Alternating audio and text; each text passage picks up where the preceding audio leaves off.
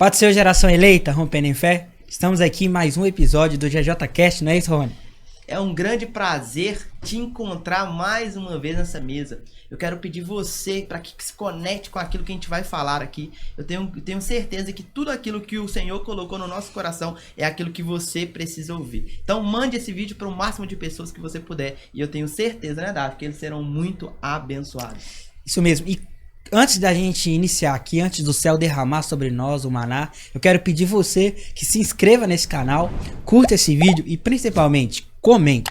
Por que comenta? Porque quando você comenta o vídeo, o YouTube entende que esse conteúdo ele é relevante. Então ele vai entregar para mais pessoas. Então deixa aqui seu feedback, deixa aqui da onde você está falando, deixa aqui seu comentário para que mais e mais pessoas possam ser alcançadas. É isso aí e bora pra vinheta!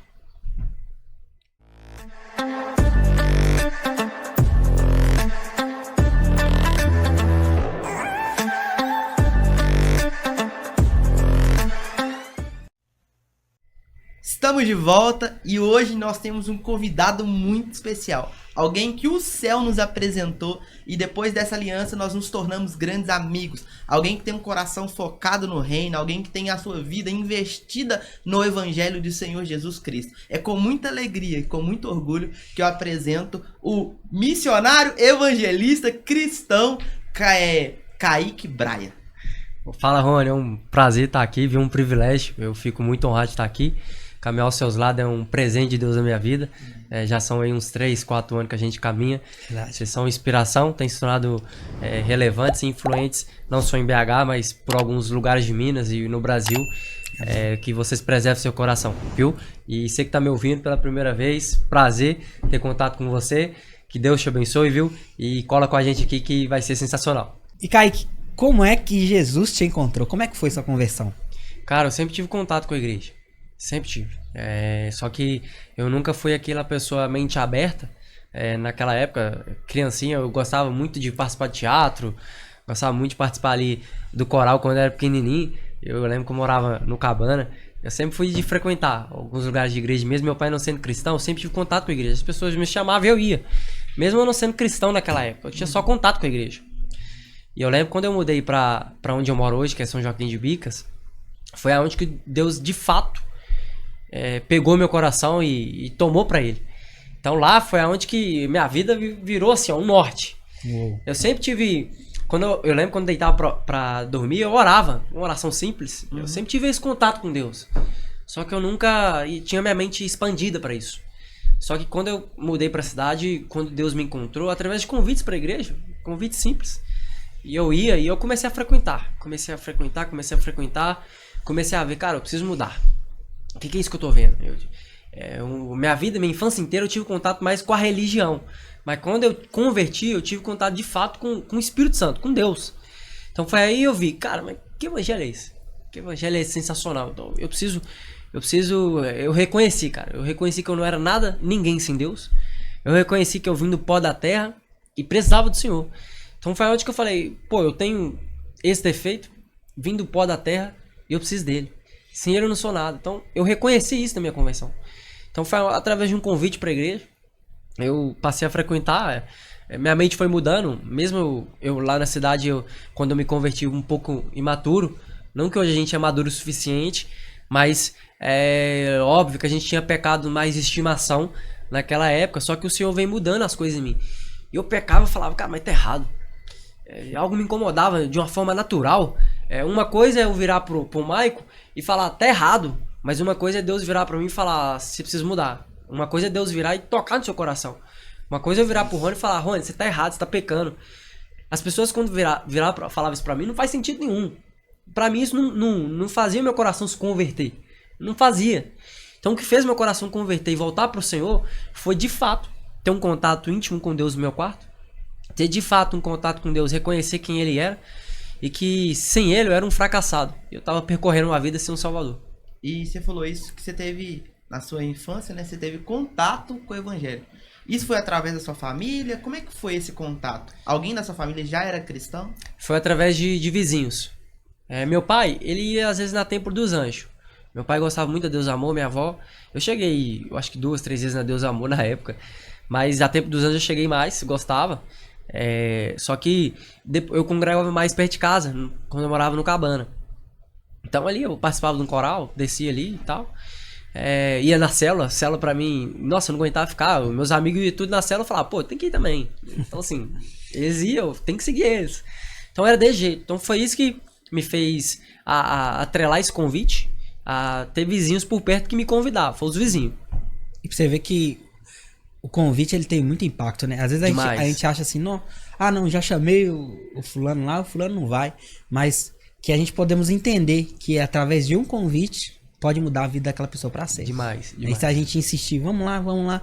E um dia eu tenho certeza que ela vai alcançar. Sim. E nessa caminhada, o Kaique, como é que começou a queimar no seu coração as missões, né? De falar desse amor, que te alcançou de uma forma sobrenatural? Ô Michael, eu lembro que eu tava tendo muito contato como eu era cristão, fui pra escola e tal, né, naquela época lá na cidade. Eu lembro que eu tava tendo muito contato com pessoas se automutilando, pensando em depressão, ou suicídio. Pessoas que estavam perdidas. Em toda a minha trajetória cristã, bem no começo, eu nunca pensei em ser um missionário, um evangelista, nunca. Eu nunca pensei eu já pensei em ser um pastor, mas evangelista, tá ali no meio dos perdidos, nunca passou na minha cabeça. Nunca passou na minha cabeça falar ao público, ter esse coração engajado pra isso.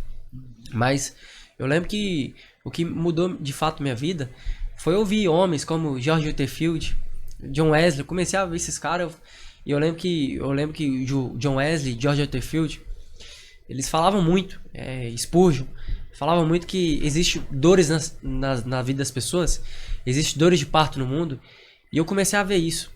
Eu comecei a sentir isso.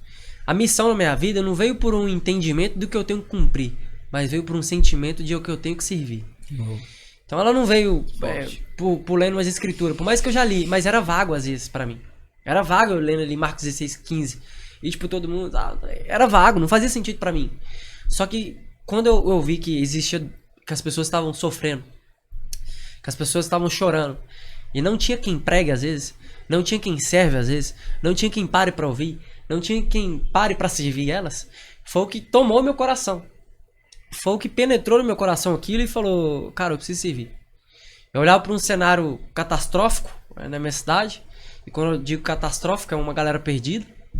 Eu falava, e eu lembro, o Rony e Michael, antes de eu entrar para essa esfera, eu orei muito. Mas eu orei muito. Antes de eu sair para qualquer evangelismo, para qualquer ação, sabe quando você tá num processo, você tá queimando, mas não chegou o tempo. Você tá queimando, mas Deus não abriu as portas. E eu lembro, cara, que eu ficava inquieto, aquilo penetrava no meu coração e eu chorando muito dentro do quarto às vezes. Eu lembro que de meia-noite eu olhando pra janela do meu quarto, olhando pra cidade, cara, e chorando, e eu não conseguindo fazer nada porque a galera da igreja era mais dentro das quatro paredes, porque a galera da igreja era mais omissa. Então, e eu lembro que eu tava me tornando, não é egocêntrico falar isso, mas eu tava me tornando uma pessoa que, pra puxar isso. Eu era deles ali, eu era o único que tava sentindo isso. Então eu falei, cara, o que eu vou fazer agora? Então eu comecei a orar, tudo nasce em oração. É isso aí. Tudo começa na oração. Tudo que a gente planta, para que a gente colhe lá na frente, tudo que a gente deseja viver, a gente tem que plantar em oração. Eu lembro que tem um versículo em Salmo 126, um capítulo de Salmo 126, eu não vou lembrar o versículo, vai falar que quem planta em lágrimas, colherão em júbilo. Então, tudo que a gente implanta, um dia a gente vai colher, cara. Então, tudo que eu tô vivendo hoje em dia, evangelismo, missões, é porque eu reguei em lágrimas lá. Então, para viver daqui para frente, experiências sobrenaturais e evangelismo, eu preciso regar. Não tem outra opção. Você precisa regar em oração. E o interessante você falando aí sobre essa vontade de queimar, né? Essa vontade de ir para missões. Eu lembro de quando eu era criança, a gente via muito aqueles pregadores de rua que pregavam nas ruas, que pregavam no metrô, que as pessoas passavam, o inferno existe e você não precisa ir pra lá, é apenas aceitando Jesus que você vai encontrar o caminho. E hoje isso ficou um pouco escasso. Sim. Porque as pessoas estão preocupadas com o que o outro vai falar, com o que o outro vai pensar, se expor, quando o nosso Senhor, ele se expôs para que hoje nós pudéssemos estar aqui falando do reino. Então, qual que é a sua visão quanto a isso? Você acha que para as missões urbanas, de rua mesmo, ir lá pregar, alcançar o cara ali, talvez no seu pior momento, isso aí é uma exposição ou é realmente encarar esse comissionamento daquilo que o Senhor entregou? Cara, a primeira coisa que você precisa entender de missão é obediência, não é sentimentalismo. É isso aí. Você precisa entender que você precisa obedecer. Não tem uma opção. A missão é sem opção. A missão é sem alternativa. É sem rota de fuga. Ou você obedece ou você se torna omisso. Ou você obedece ou você se torna um hipócrita na igreja. Ou você obedece ou você se torna um irrelevante. O que mais nós temos hoje no mundo da esfera da igreja é isso, é pessoas omissas, que não querem se posicionar. Então quando eu me deparei com isso, quando eu olhei para as escrituras e vi que Deus usou Salomão. Eu olhei para as escrituras e vi que Deus usou Davi. Eu olhei para as escrituras e vi que Deus usou Josué. Eu olhei para as escrituras e olhei para um cara arregaçado e Deus usou Pedro. Então por que Deus não podia me usar? Então, isso virou a chave na minha mente. Por que Deus usou Pedro, usou Paulo? Uns caras que totalmente improvável, assim como nós. Se Deus usou eles, por que Deus não usa a gente? Então eu olhei para aquilo e falei, se deu pra eles, dá pra mim. E quando a gente encontra Jesus, que é diferente quando, né, nós encontramos Jesus e quando Jesus nos encontra. Porque às vezes a gente vamos na igreja, né, e nós estamos lá por algo, mas a uma hora o Senhor nos encontra de verdade, assim, sabe? Que inunda o nosso coração, que muda a nossa mente e que faz a gente pensar assim, cara, eu não posso viver. Assim como esses caras, né, você disse aí, né, John Wesley, George Whitefield, a gente começa a colocar assim, cara, a gente não é crente, cara. Quando a gente vê aquele livro Heróis da Fé, a gente vai vendo aqueles homens lá, né, abrindo mão de seus sonhos, né, dos seus propósitos, para viver, né, o chamado de Deus.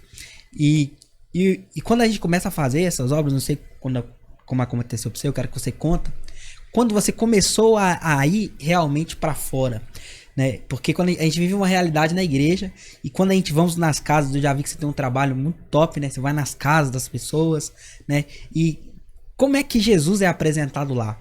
Será que eles têm esse preconceito? Será que é o mesmo Jesus? Porque às vezes a gente chega na pessoa, né, ela fala assim, não vou na igreja não. Porque talvez ela nunca viu, mas ela ouviu falar de Jesus, né? Assim como, né, Jesus manda os discípulos a Samaria, né? E eles vão lá e falam assim, não, tem que jogar fogo e matar todo mundo. Só que aí ele fala assim, é necessário que eu passe por Samaria. Por quê? Porque falaram de mim, mas agora eu preciso me apresentar a eles, quem eu sou. Aí ele encontra a mulher samaritana. Tem esse impacto, assim, das pessoas terem um preconceito da igreja, do cristão, assim, isolado em casa, assim, fala assim, eu não vou por conta disso? Cara, a missão evangelística na veia da igreja, ela acelerou um pouco, deve ter uns 6, 7 anos atrás. Que a galera começou a abrir a mente, começou a expandir. Naquela época, quando eu tava começando também a caminhar, eu vi pessoas de inspiração. Luca Martini, João Paulo era um. Naquela época, que eu tava acompanhando muito. Então, assim, começou a dilatar a veia evangelística na igreja brasileira, que não tinha. Sim. Não tinha de uma forma expandida e mente aberta. Naquela época eu enfrentei muita resistência, mas é muita. É como eu falei no início, eu achei que eu era o diferentão porque eu era o único que tava queimando por algo que eu não vi ninguém queimar. Eu era o único que tava orando por algo que eu não vi ninguém orar. Então, assim, eu enfrentei muita resistência. Eu lembro que eu chamava as pessoas, eu não quero ir e tal.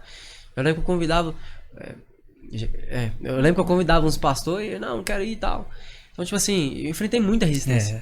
Até eu romper isso, Mike, cara, isso foi difícil demais no meu coração. Porque isso gera angústia dentro da gente, isso gera tristeza. Então, assim, eu falei, cara, o que tá acontecendo comigo? E eu sofrendo, cara, porque é uma dor que sofre dentro de você por uma causa, por um propósito. É o amor pelas almas. É o amor pelas almas. Quando você tem isso no seu coração e aquele percorre ele nas suas vezes, isso dói demais, isso faz você gerar lágrimas. Então foi muito difícil pra mim no começo. Até eu começar a despertar uma galera.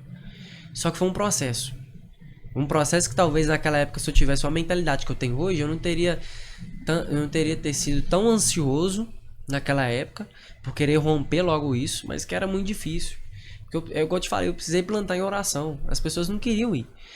E hoje, naquela época, quando eu comecei a ir, os primeiros lugares que eu comecei a ir, Mike, foi... naquela época foi na escola. O primeiro lugar que eu vi a igreja se tornando mais relevante na sociedade foi dentro da escola. Porque nós demos continuidade, não abrimos, demos continuidade em uma célula lá.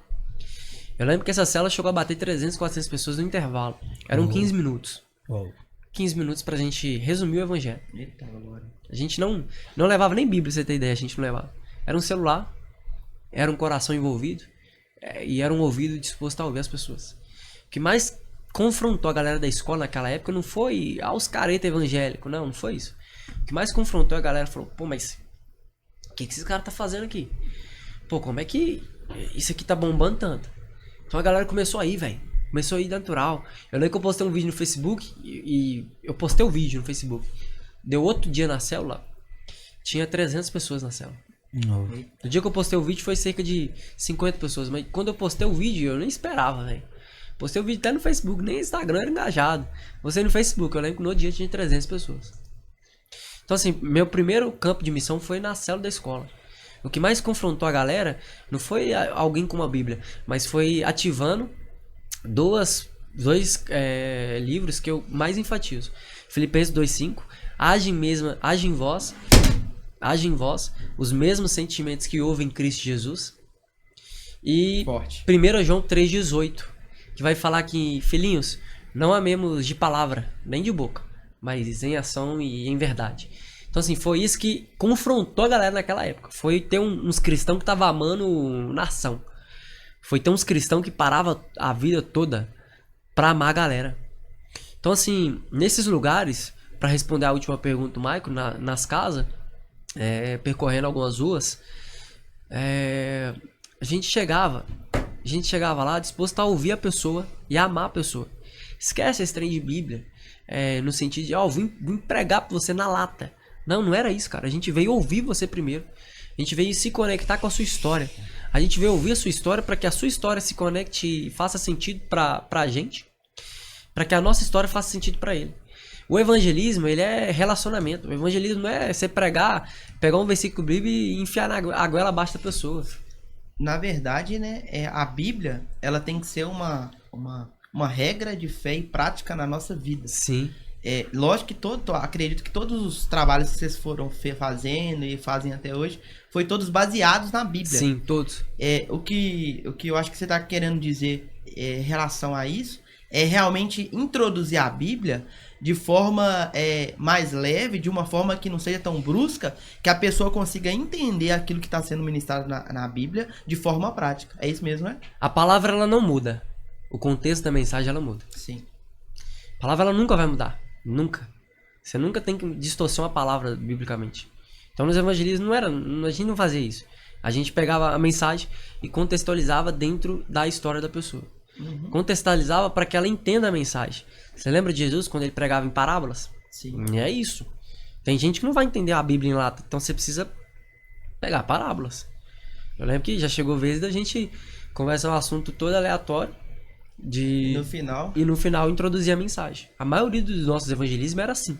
Não era chegando e pregando uma mensagem. Era introduzindo um assunto pra gente contextualizar a mensagem dentro daquilo e esperar entrar. Aí a gente entrava. Quando a gente entrava, a galera já sentiu um impacto. Porque aí era natural. Porque o contexto da mensagem fazia sentido na vida da pessoa. Sim. Entendeu?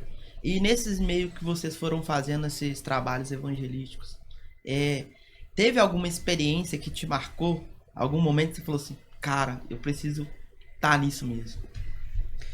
Cara, muitas. Eu lembro que teve uma que a gente ia pra escola à tarde também. A gente liderava a célula de manhã e à tarde.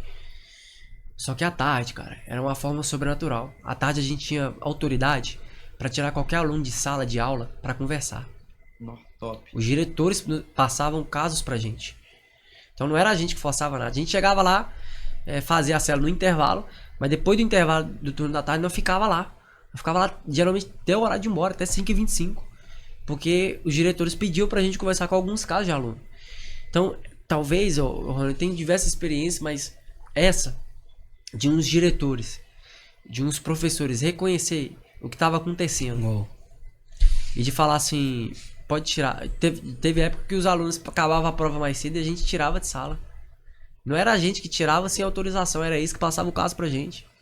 Passava os nomes. Era realmente o que estava acontecendo em Romanos 8:28, né? Sim. Todas as coisas cooperando para aquele projeto, para aquele objetivo. E Sim. isso é essencial, né? Então, assim, de todas as experiências, cara, eu poderia mencionar aqui de abordagem, em show que eu já fui pra pregar, mas essa dos diretores virar pra gente falar, pode pegar quem que vocês quiserem pra conversar aí, tirar da aula, isso aí mudava a vida da galera, velho.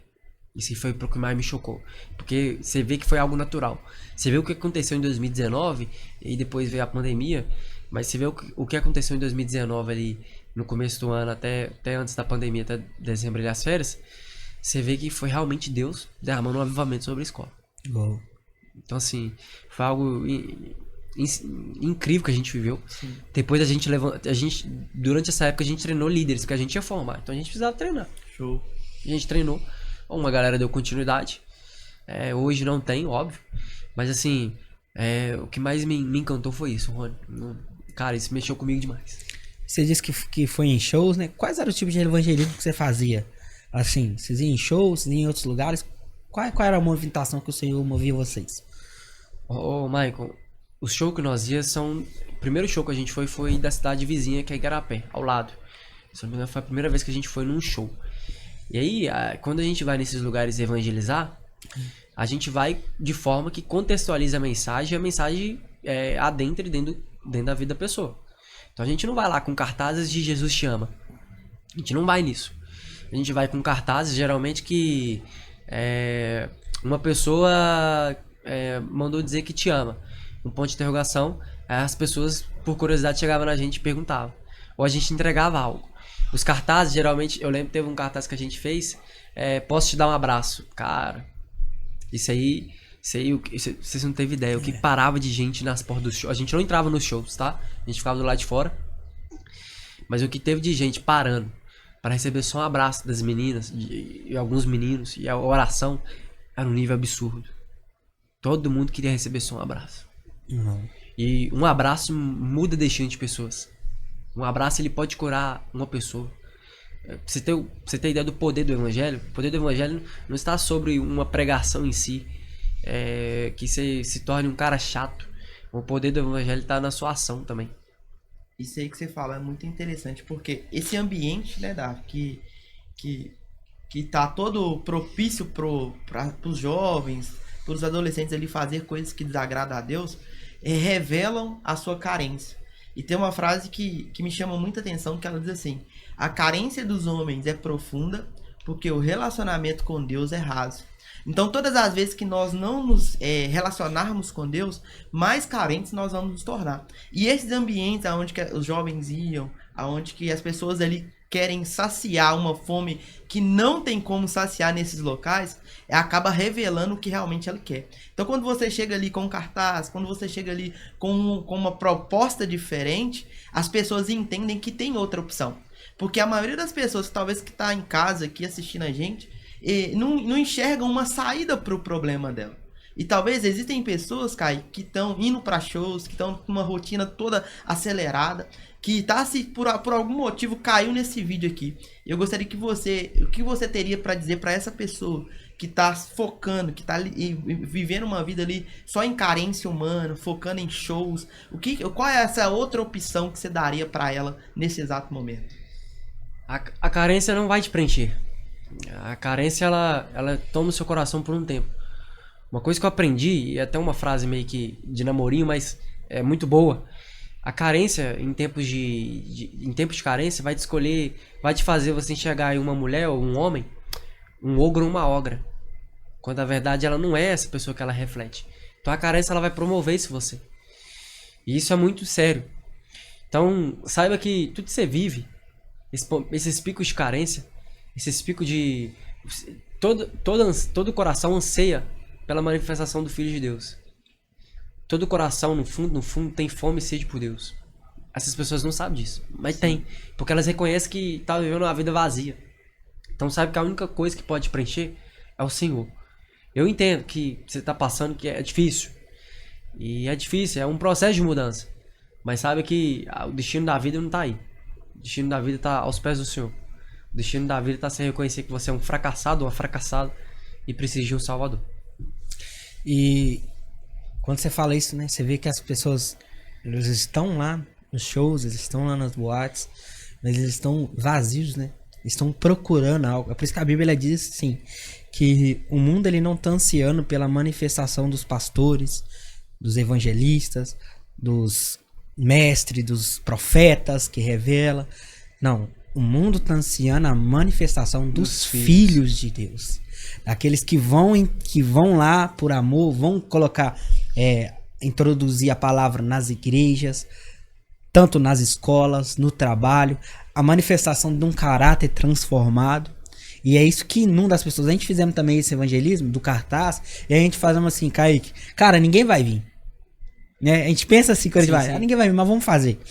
E cara, quando a gente levantamos o cartaz, a gente viu um tanto de pessoas indo lá abraçar. Você vê assim, cara, as pessoas elas estão assim, gritando por socorro. Elas estão gritando, né, por algo, por uma saída. Talvez elas estão maquiadas ali, elas estão, né, com uma armadura ali, parecendo que tá tudo de boa, que tá tudo tranquilo. Mas por dentro elas estão muito feridas, né? E elas precisam, né, dessa manifestação dos filhos de Deus. Que mudam, talvez pelo um abraço, pela uma palavra. Tipo assim, vai dar certo. E eu queria perguntar a você, como que o Senhor, ele manifestava no seu coração? Porque a gente sabe que a seara é grande. Jesus fala isso, né? Sim. São poucos os trabalhadores, são poucos que estão dispostos a fazer esse trabalho.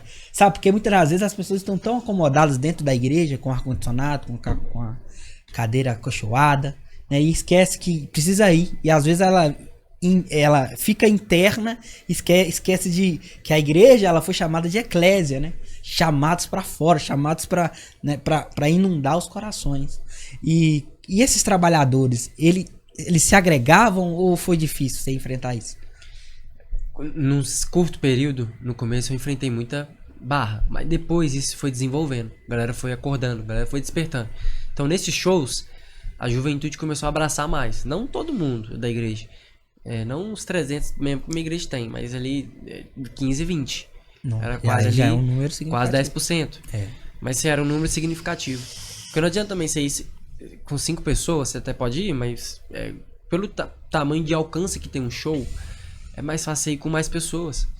Então, porque a gente pegava no show e distribuía todos estrategicamente por portas de entrada. Então não era só uma porta de entrada.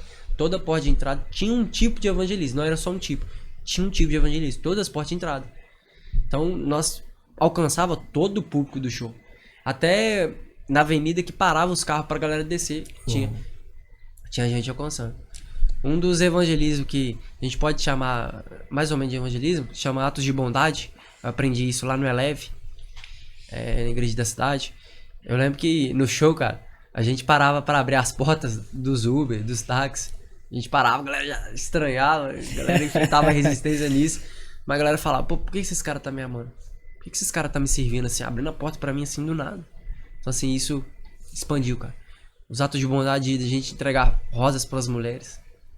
Cara, isso abria a mente da galera. Então assim, a gente precisa entender que a gente precisa se posicionar, Michael.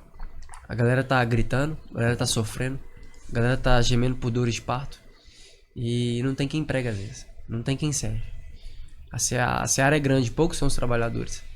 E hoje, que eu vejo o cenário da igreja hoje, a gente se acomodou, cara. Ar-condicionado, banco estofado, mídia sensacional, mas a galera lá de fora sofrendo e a gente só no nosso quadro, só dentro das 4 paredes.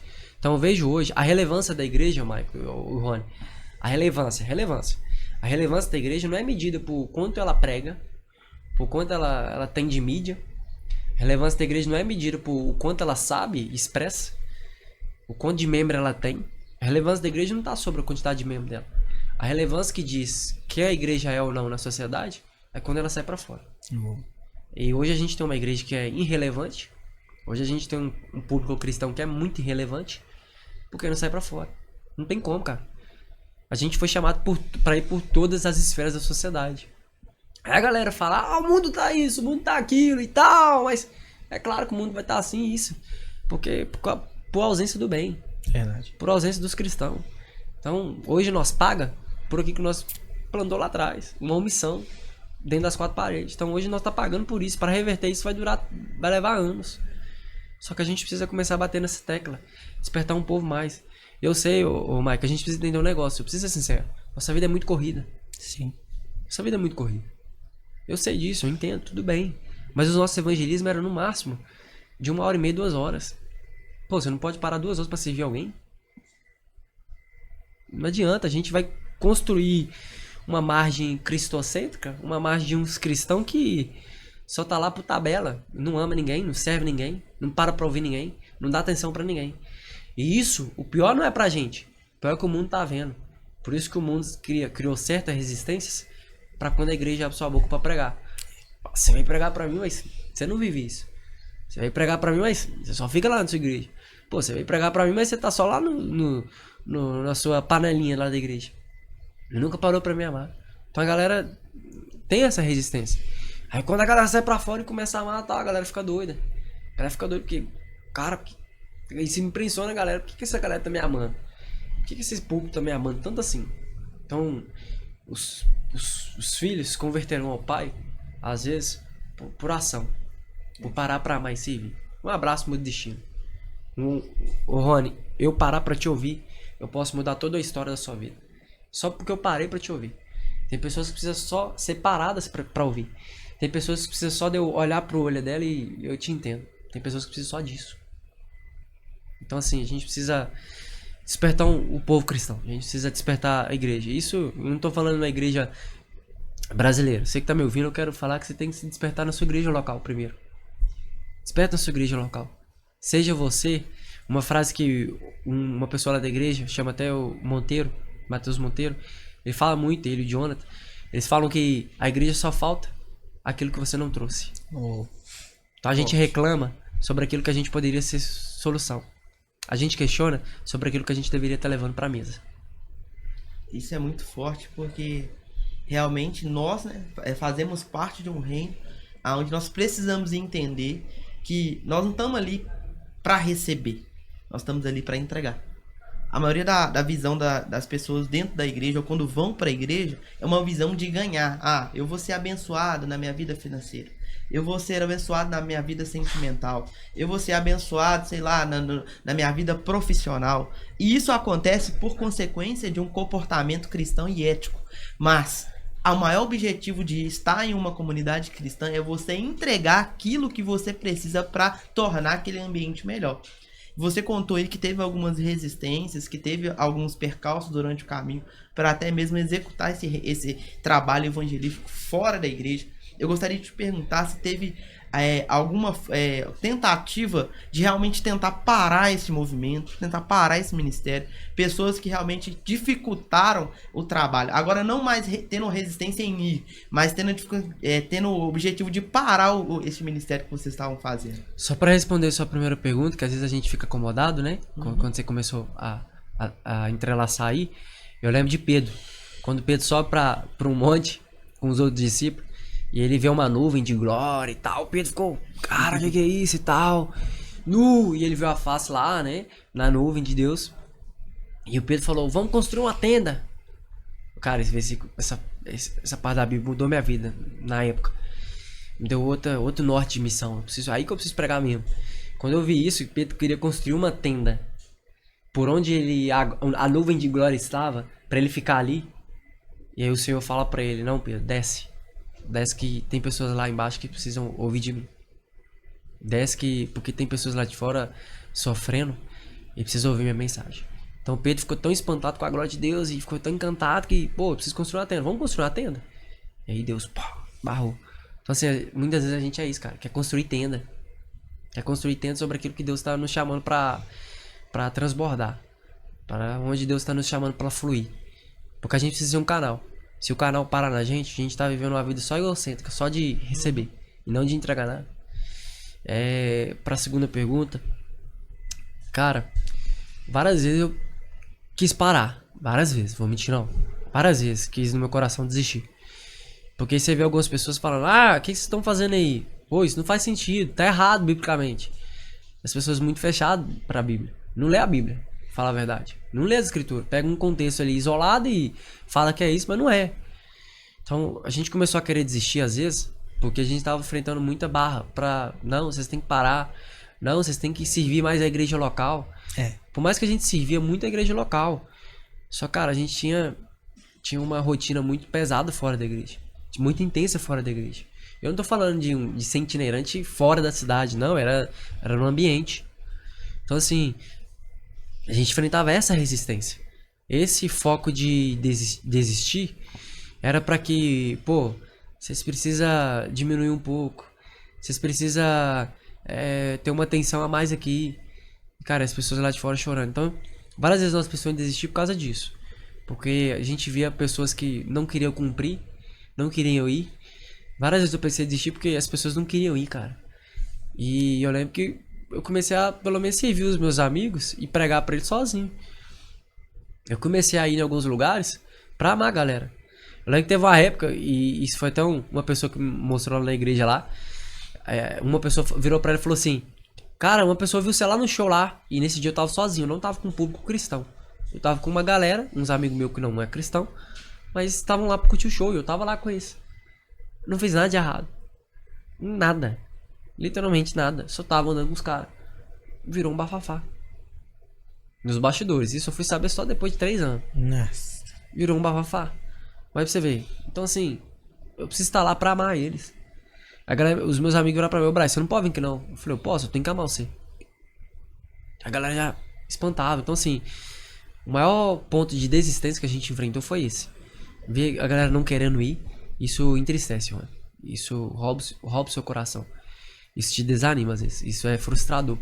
A gente vê o quanto a gente precisa ser despertado pelo Senhor. E nesses movimentos que você chegou a fazer, você presenciou algum momento de cura? Que você falou assim, cara... Ou algo sobrenatural que você falou assim, pô, cara, Deus tá aqui. Deus, ele tá agindo, ele tá fazendo. A gente só precisa ir. Eu lembro que 2 mais sobrenatural. Na escola, a galera chegava em nós e falava: ora por nós, tal. Tô com dor de cabeça. E a galera chegava isso pra nós. Eu lembro que nessa época a gente não tava tão engajado nesse engajamento de curar as pessoas, né? A gente não tinha tanto essa mentalidade de orar e curar. A gente não tinha aquele despertamento que pode ser curado pelo Senhor. A gente não tinha tanto esse coração aberto, a mente aberta. Eu lembro que nós orávamos, cara, e a dor de cabeça das pessoas era curada na hora. Então assim, isso foi o que mais me encantava. Mas eu lembro que teve uma vez que eu vim pra BH pregar numa igreja, e depois no outro dia eu fui pra uma praça. Tinha um rapaz de muleta. E ele tava com um dedo quebrado, engessado. A gente orou por ele, e ele não foi curado na hora. Não foi curado. E aí, cara, eu tava com uma galera, não foi curado. Eu falei, pô, e agora, velho? E você começa a ver uns vídeos, né? Você começa a empolgar também. Você começa a entender que as pessoas podem ser curadas, então você começa a ser doidão. Começa a encarar a realidade. Eu preciso orar, que é Deus que cura, então você precisa orar, você precisa agir. Eu lembro que eu não fui curado. E aí eu lembro que o Senhor falou no meu coração quando eu tava indo pra casa do pastor que eu preguei. Eu lembro que o Senhor falou no meu coração: ele não foi curado aqui porque eu quero que ele lembre de mim, não de você. Meu Deus. Eu cheguei em casa, cheguei onde eu tava, hospedado em BH. Cheguei onde eu tava, recebi a mensagem: mano, meu dedo voltou ao normal. Meu dedo não tá doendo mais, eu tirei o gesso. Foi eu chegar em casa. Então assim, foi a experiência mais sobrenatural, que eu entendi que Deus não queria que ele lembrasse de mim, mas do Senhor. Então foi um encontro poderoso que ele teve com Deus. Depois eu não tive mais acesso com ele, que é fora. Mas sim, foi um dos mais sobrenatural que eu já vi. E isso chama muita atenção do nosso coração, né? A Bíblia fala que esses sinais acompanharão os que crerem. Expulsarão demônios, falarão novas línguas, se colocarem a mão sobre os enfermos eles serão curados, se beberem alguma coisa mortífera não farão mal. Então todos esses sinais são sinais de alguém que crê. Então você estava ali num ambiente propício. Existia uma pessoa com uma necessidade. E aconteceu aquilo que o Senhor disse na palavra. Eu acho que o maior problema não é ver uma pessoa sendo curada ou ver alguém sendo restaurado no seu corpo físico. O maior problema é quando você começa a depender desses sinais. É quando você começa a caminhar só se acontecer isso. Isso é um sinal que acontece antes você crer. Não é eu vou curar alguém no nome de Jesus e aí eu vou começar a crer. Isso serve para aquele que está ali sendo ministrado, para aquele novo convertido que está ali começando agora, para aquele que está recebendo o trabalho de evangelização. Mas para você, para os líderes, para quem está ali fazendo esse trabalho, isso é apenas um sinal daquilo que você já tem vivido ao longo de sua vida. Porque a maior cura, né, não é a cura física, e sim a interior. É ser curado do velho homem para ressurgir o novo. Para ouvir aquilo que o Senhor está dizendo. E eu sei que esses trabalhos, como o Darby já comentou, a gente também faz. A gente ama isso, isso queima no nosso coração. Nós nascemos com essa veia realmente evangelística, essa veia que tá fora das quatro paredes, que não negligencia o trabalho na comunidade local, mas também entende a necessidade do trabalho fora da igreja. E a gente tem passado por essas situações. E eu queria te perguntar exatamente sobre isso. Esse trabalho fora, não agora pro lado da igreja, não agora por parte das pessoas cristãs, mas por parte da pessoa que vai receber essa palavra. Vocês sofreram algum tipo de perseguição por parte da galera que vocês iam evangelizar? Ou já não receberam, ou tiraram você do local? Já teve essa situação? Cara, a gente nunca enfrentou perseguição, não. Pelo que eu me lembro agora. Não lembro da gente ter enfrentado perseguição. Mas teve pessoas que não quero ouvir. Mas isso era num nível, tipo assim, de 1%. Sim. 1% da galera falava, não ouvi, não quero ouvir. Ou estão frustrados com a igreja. Então 1%. Porque as outras é o que eu tô falando. A galera tem fome pra ouvir o evangelho. A galera anseia. Sim. A galera tá carente e precisa do Senhor. Então a galera não entende, mas no fundo algo diz pra ela. A galera não sabe, mas no coração ela se conecta com isso. Então assim, cara, então a gente vê que a galera, ela não é resistente. Você não vê uma galera lá de fora resistente. Depende do que jeito você contextualiza a mensagem. Você aborda. Do jeito que você aborda. Sim. Então assim, a galera não tá resistente lá fora. Não tá. Só que tem, óbvio, né? Por exemplo, lugares de comer. A gente não parava pra pregar quando a pessoa tá comendo. É um incômodo, né? É um incômodo, cara. Você precisa entender que a pessoa tá... Na moral, você tá comendo, você gosta de ser incomodado? Não gosta. Você tá comendo, você não gosta de trocar uma ideia, às vezes. Comendo, tá? Uma coisa é tá numa mesa com tempo, uma coisa é tá comendo. Então você não gosta de ser incomodado. Então assim, eu lembro que a gente evangelizou no shopping uma vez. Eu lembro que quando a gente evangelizou no shopping, a gente não foi na praça de alimentação. Porque os nossos evangelismos não era de entregar um cartazinho ou um panfleto. Era de relacionamento, tete a tete. Era como foi a mulher do posto Jacó. Mulher samaritana. Era como se fosse isso. Então assim, você vê que a galera não tá resistente. Você vê que a galera quer ouvir a mensagem, tá disposta a te ouvir e tá disposta a que você ouça ela. Então assim, é 1% ou 0,5% dessa galera que não quer ouvir ou tô cansada disso. A galera que fala, tô frustrado com isso, você consegue contornar, você consegue destrinchar o que é religião e evangelho, aí a galera já abre a mente. Se você destrinchar pra essa galera que tá frustrada com a igreja, já foi ferida por alguns cristãos. Não gosto de falar que a galera foi ferida pela igreja, que pra mim não existe isso biblicamente. Porque a igreja ela tem de se tornar cada dia mais gloriosa, então a igreja de Cristo não fere ninguém. O povo cristão que fere, é diferente. Então assim, a gente se depara às vezes com pessoas muito frustradas, com pessoas muito que não quer saber disso, tá decepcionado, já foi ferido por um cristão, por um pastor, ou por alguém de algum cargo, ou por alguém de algum ofício, de vocação. E aí, o que essa galera vai precisar entender o que é religião e o que é o evangelho. Quando você destrinchar isso, a galera vai falar, pô, isso que é o evangelho? Não sabia, não. Oh. E Kaique, nesses últimos dias, o que o Espírito Santo tem falado no seu coração? O que ele tem, né, te conduzido aí? Michael, eu preciso ser sincero. O que mais tem me conduzido nesses últimos dias é ver, cara, o quanto a gente cristão é omisso. Quantas vezes cristão a gente é hipócrita. A gente dá o grito sobre algo que a gente não está disposto a se posicionar. A gente reclama de X algo que a gente não está disposto a se posicionar pelo bem. A gente fala de aborto, mas a gente não está disposto a colocar pessoas boas lá dentro de um governo. Oh. Então o que mais tem falado comigo, o Senhor tem me falado comigo nesses dias, é trazido esperança no meu coração. Esperança que não é pra mim parar, que existe ainda uma alternativa, eu preciso agarrar ele. Então assim, o Senhor tem mais me conduzido nesses últimos dias é isso. Visto uma igreja cheia, uma igreja que muito relevante lá dentro, mas que aqui fora não tá disposto a amar ninguém, não tá disposto a servir ninguém. A gente critica que o mundo tá assim, mas não tá disposto a se posicionar.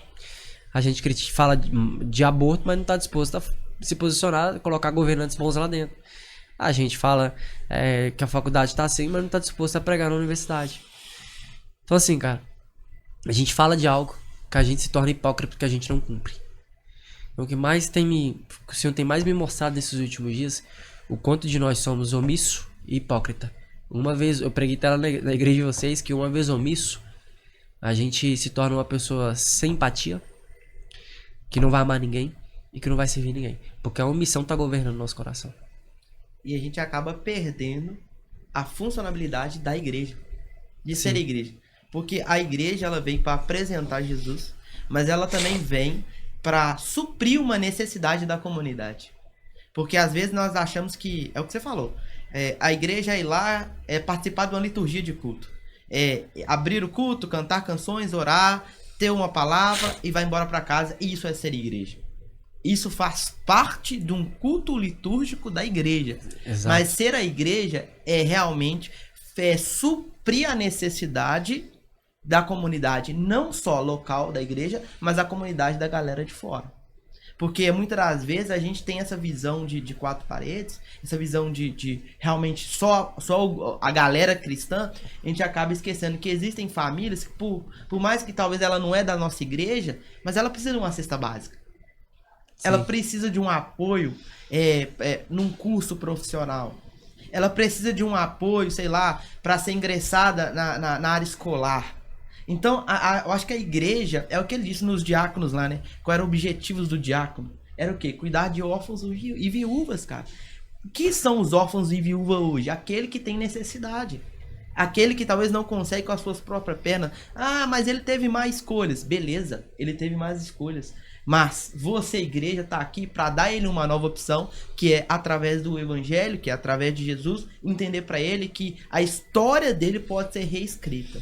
Então nós precisamos ter essa mentalidade de pessoas que foram levantadas por Deus para suprir necessidades da comunidade.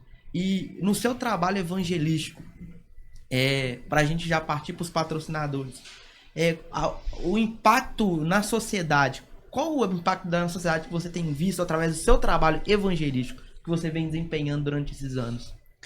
O impacto que eu tenho visto é uma galera que às vezes é diferente. Então, por exemplo, a gente tem coisas que a gente plantou lá na escola que a gente colhe hoje. Então, o impacto que eu tenho visto é que a gente está plantando algumas sementes que vão estar nascendo daqui a alguns anos. Planta algumas sementes que é de forma instantânea, vem rápido, nasce rápido. De forma rápida, a mensagem ela já penetra no coração ali e dá fruto, mas tem mensagens que vão dar fruto daqui a uns anos. Sim. Então assim, o que eu mais tenho visto nesse impacto no coração da galera é que entender o processo de cada um. Que cada um tem seu processo de mudança, cada um tem seu processo de convenção, cada um tem seu processo de reconhecer que a pessoa precisa mudar, que a pessoa precisa tirar um pecado de estimação. É isso. E vai fazer a pessoa tirar o pecado de estimação, não é você virar pra ele e falar, você tá errado, não. De fato, Deus converteu o coração dela e o Espírito Santo convencer ela. Porque quando a gente prega para as pessoas lá de fora, e a gente consegue convencer alguém, vamos ser sinceros, a gente consegue convencer através das nossas palavras, consegue convencer. Só que quando a gente usa isso para convencer as pessoas lá de fora com uma palavra só jogada no ar, a galera vai até converter, vai até levantar sua mão, aceite Jesus e tal, mas não vai viver. Que é o mais importante. Não fez sentido pra ela. É só levantar a mão por emoção. Então, é entender o contexto da mensagem, ser paciente com a galera lá de fora. Você tem que ser paciente. Entender que a sua conversão não é igual a da outra. Paulo viu a luz no estralar de dedos e já converteu. Pedro 3 vezes negou Jesus para depois de fato servir de verdade. Então você vê que a gente não pode ter essa comparação de processo. É isso que eu tenho visto da galera lá de fora. Ser paciente com eles. Ter paciência que eles estão aptos para receber a mensagem, mas que cada um tem seu processo de convenção e mudança. Verdade. Vamos para patrocinadores? Nós temos como colaborador dessa obra, né, aqui a Doceria King. Aquele que vem trabalhando com doce, bolo para festa, né? Quem já comeu, Kaique, sabe que não existe outro melhor.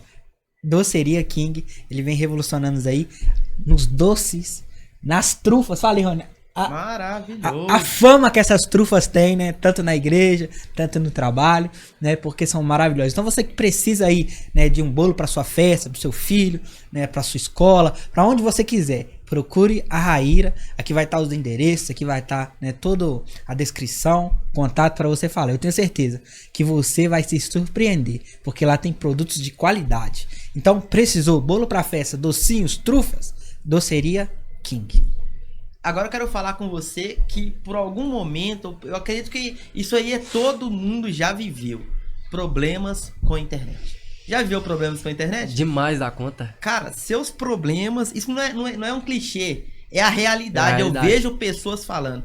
Existem pessoas que realmente me falam, cara, a Implantar Telecom é uma ótima internet. E você não pode ficar de fora. Se você já teve problema com qualquer tipo de internet aí, qualquer provedora, chega de ter problema. Implantar Telecom, ela vai resolver os seus problemas. E o interessante, Darf, que na Implantar Telecom, ela não atende só a banda larga, mas ela também atende o campo corporativo.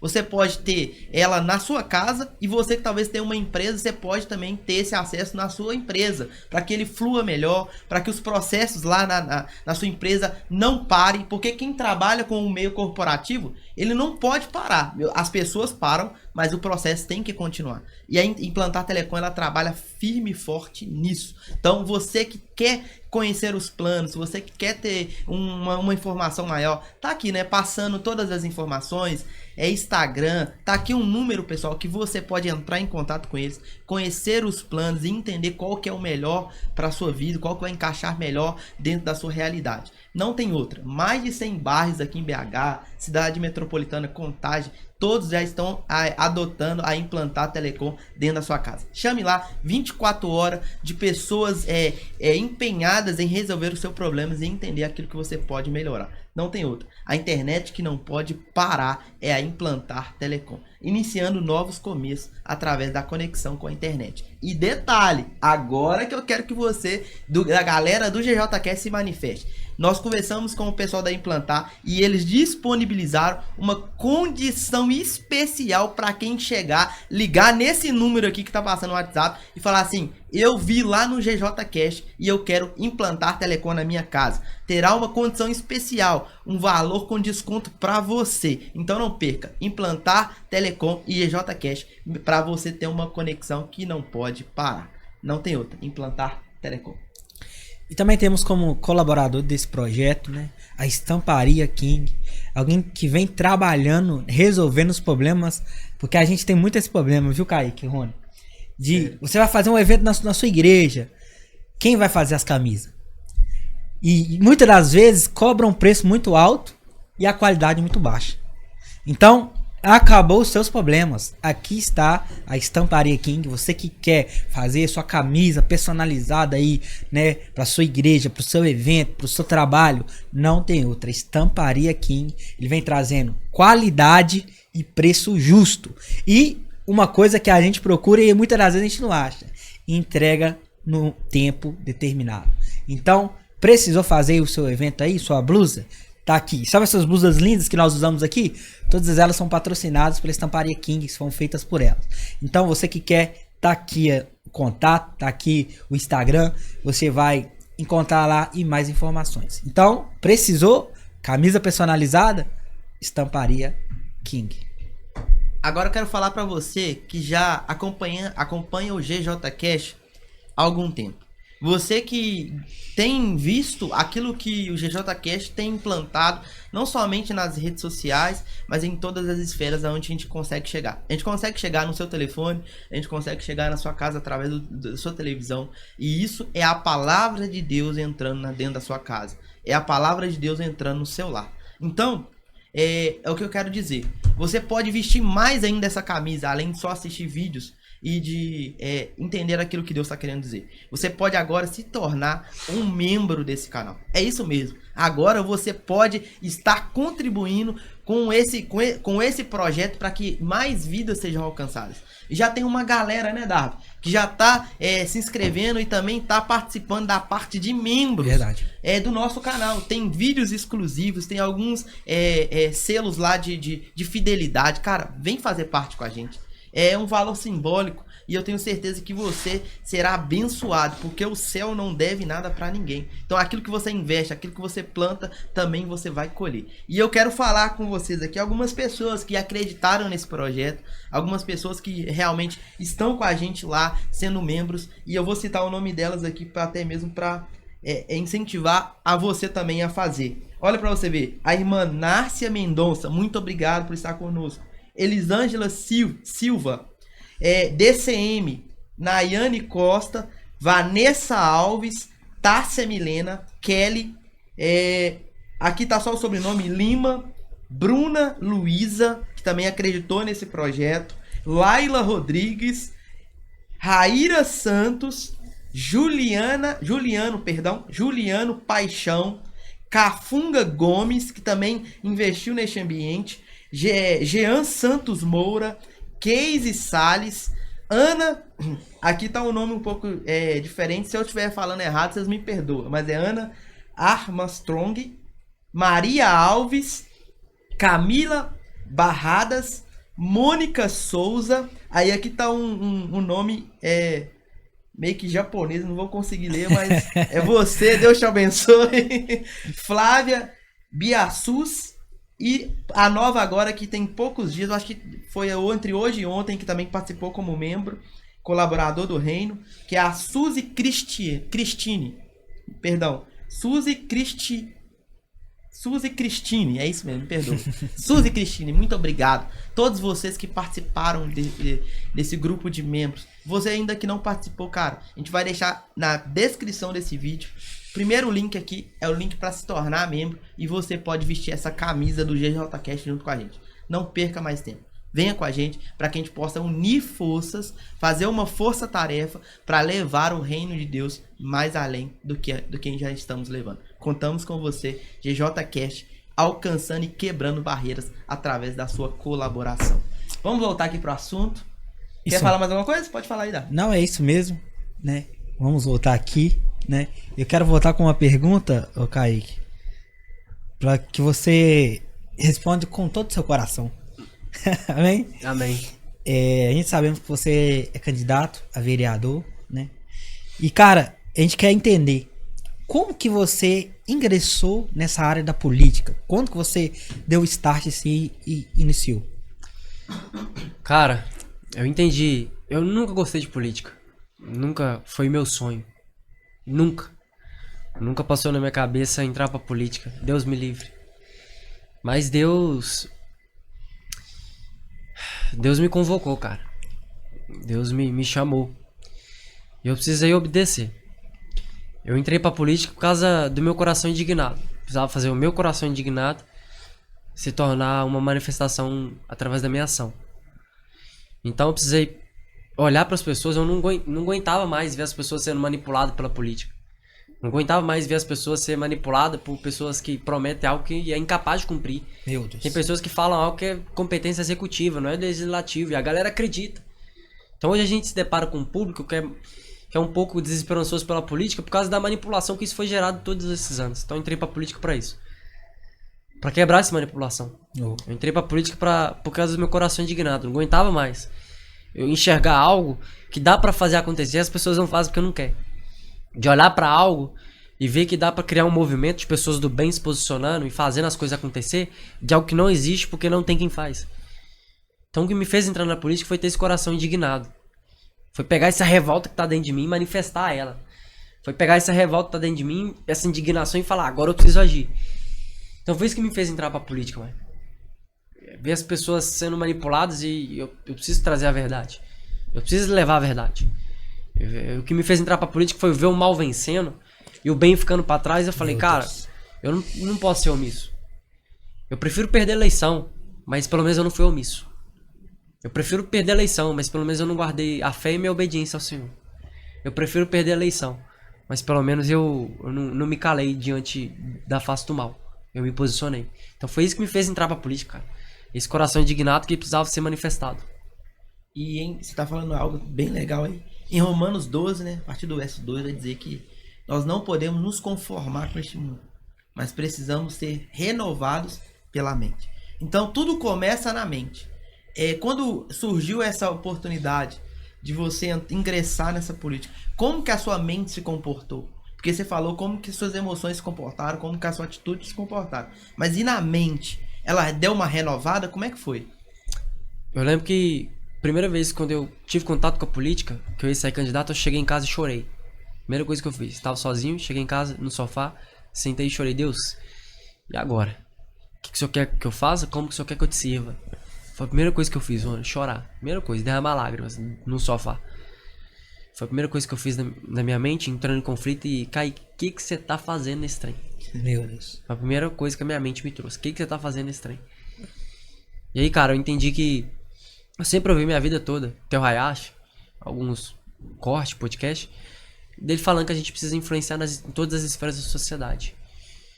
Então eu lembrei disso e eu falei, cara, eu sei que é difícil. Eu sei que é um cenário complicado, mas eu preciso me posicionar. Então assim, o que me fez a ingressar nisso, a continuar, a ter essa mente, quando eu entrei pra política, a primeira coisa que eu entendi, Rony, primeira coisa que eu entendi na política, primeira coisa que a minha mente mudou, foi que a política, ela existe uma manipulação que ela é feita para que as pessoas que querem poder ganham e não faz nada. Só que a primeira coisa que eu tive contato foi um livro com uma amiga minha me deu chamada Bruna, do Rubem Alves, e nesse livro falava que a diferença de político profissional e político vocacionado. Rony, eu li esse livro e mudou minha mente. Quando eu li esse livro de um político profissional, diferente de político profissional e vocacionado, onde o Rubem Alves traz no seu livro que o político profissional ele vai buscar cuidar do seu próprio jardim. O político profissional ele vai buscar cuidar do seu próprio ego. Trabalhar em prol do seu próprio jardim. Já o político vocacionado, ele vai buscar trabalhar pelo jardim dos outros para deixar o jardim dos outros bonito. Meu Deus. Então foi isso que... Cara, quando eu li esse livro, me trouxe uma esperança na política. Sério mesmo, quando eu li esse livro do Rubem Alves, eu falei, cara, a política é isso? Esse livro mudou minha vida. Obrigado, Bruno. Obrigado porque se hoje eu tô continuando na política, até hoje, enfrentando tudo que eu enfrentei, é porque eu li esse livro. É porque eu entendi que eu sou um vocacionado. É porque eu entendi que a gente tem que acabar com essa máfia na política dos profissionais. Sim. É político de carreira que chama. E aí a gente precisa de colocar pessoas que são vocacionadas. Eu entrando nessa parada, essas pessoas vão ver o que é uma vocação sendo cumprida numa esfera totalmente inapropriada e assustadora para alguns. Porque quando uma pessoa está vocacionada, nada para ela. Ninguém. A única pessoa que pode parar ela é Deus e ela mesma. É Deus e ela mesma. Mas você, cara, você vai sofrer perseguição, tomei denúncia já. Mas a única coisa que pode parar é Deus e você. Que quando você depara com um livro como você leu do Rubem Alves, falando que a política, os vocacionados precisam levantar os vocacionados dentro da política. E ele trouxe uma ênfase de Deus no livro, que ele nem é cristão, mas trouxe uma ênfase. Quando Deus criou o jardim do Éden, não foi pra deixar o Éden bonito só. O jardim não foi pra... Existe o jardim bonito, todo florido lá, mas Deus não criou o Éden só pra ficar florido. Então assim, o que Rubem Alves trouxe nesse livro mudou minha vida. Mudou. A diferença de os profissionais pro vocacionado. E a gente precisa que os vocacionados entendam essa parada, porque senão os profissionais vão continuar a vida toda lá. E, cara, como que a sua família reagiu, seus pais, na sua família? Porque quando você entra nesse ambiente, cara, você tem muito ataque, tanto espiritual e tanto físico, né? Porque, igual você disse, muitas vezes é uma máfia ali. E como é que a sua família reagiu, assim, né? De você tá entrando nisso, tá colocando o seu coração, porque viram ataques, né? Como é que foi a reação deles? Em toda a época da minha trajetória com a minha família, meu pai e minha mãe, eu nunca vi meu pai e minha mãe votando. Nunca vi. Nunca vi. Sempre anulavam. Nunca fizeram questão de exercer sua cidadania. Isso mostra o quanto as pessoas estão desesperançosas pela esfera política e tá nem aí. E... Pai, mãe, eu sei que vocês não queriam que eu entrasse nessa parada. Eu sei. Eu sei que vocês não queriam que eu entrasse pra esse trem. Eu sei que é um saco. Eu sei que às vezes eu não durmo. Eu sei que às vezes eu tô chegando em casa muito tarde. Eu sei que vocês se preocupam comigo, que é uma correria danada. Mas pai e mãe, eu aprendi uma coisa na vida, nesses últimos anos. Que eu não posso deixar o mal vencer. Então, me perdoe porque eu tô nessa parada, mas entendo que Deus me incomodou algo no meu coração. É uma indignação.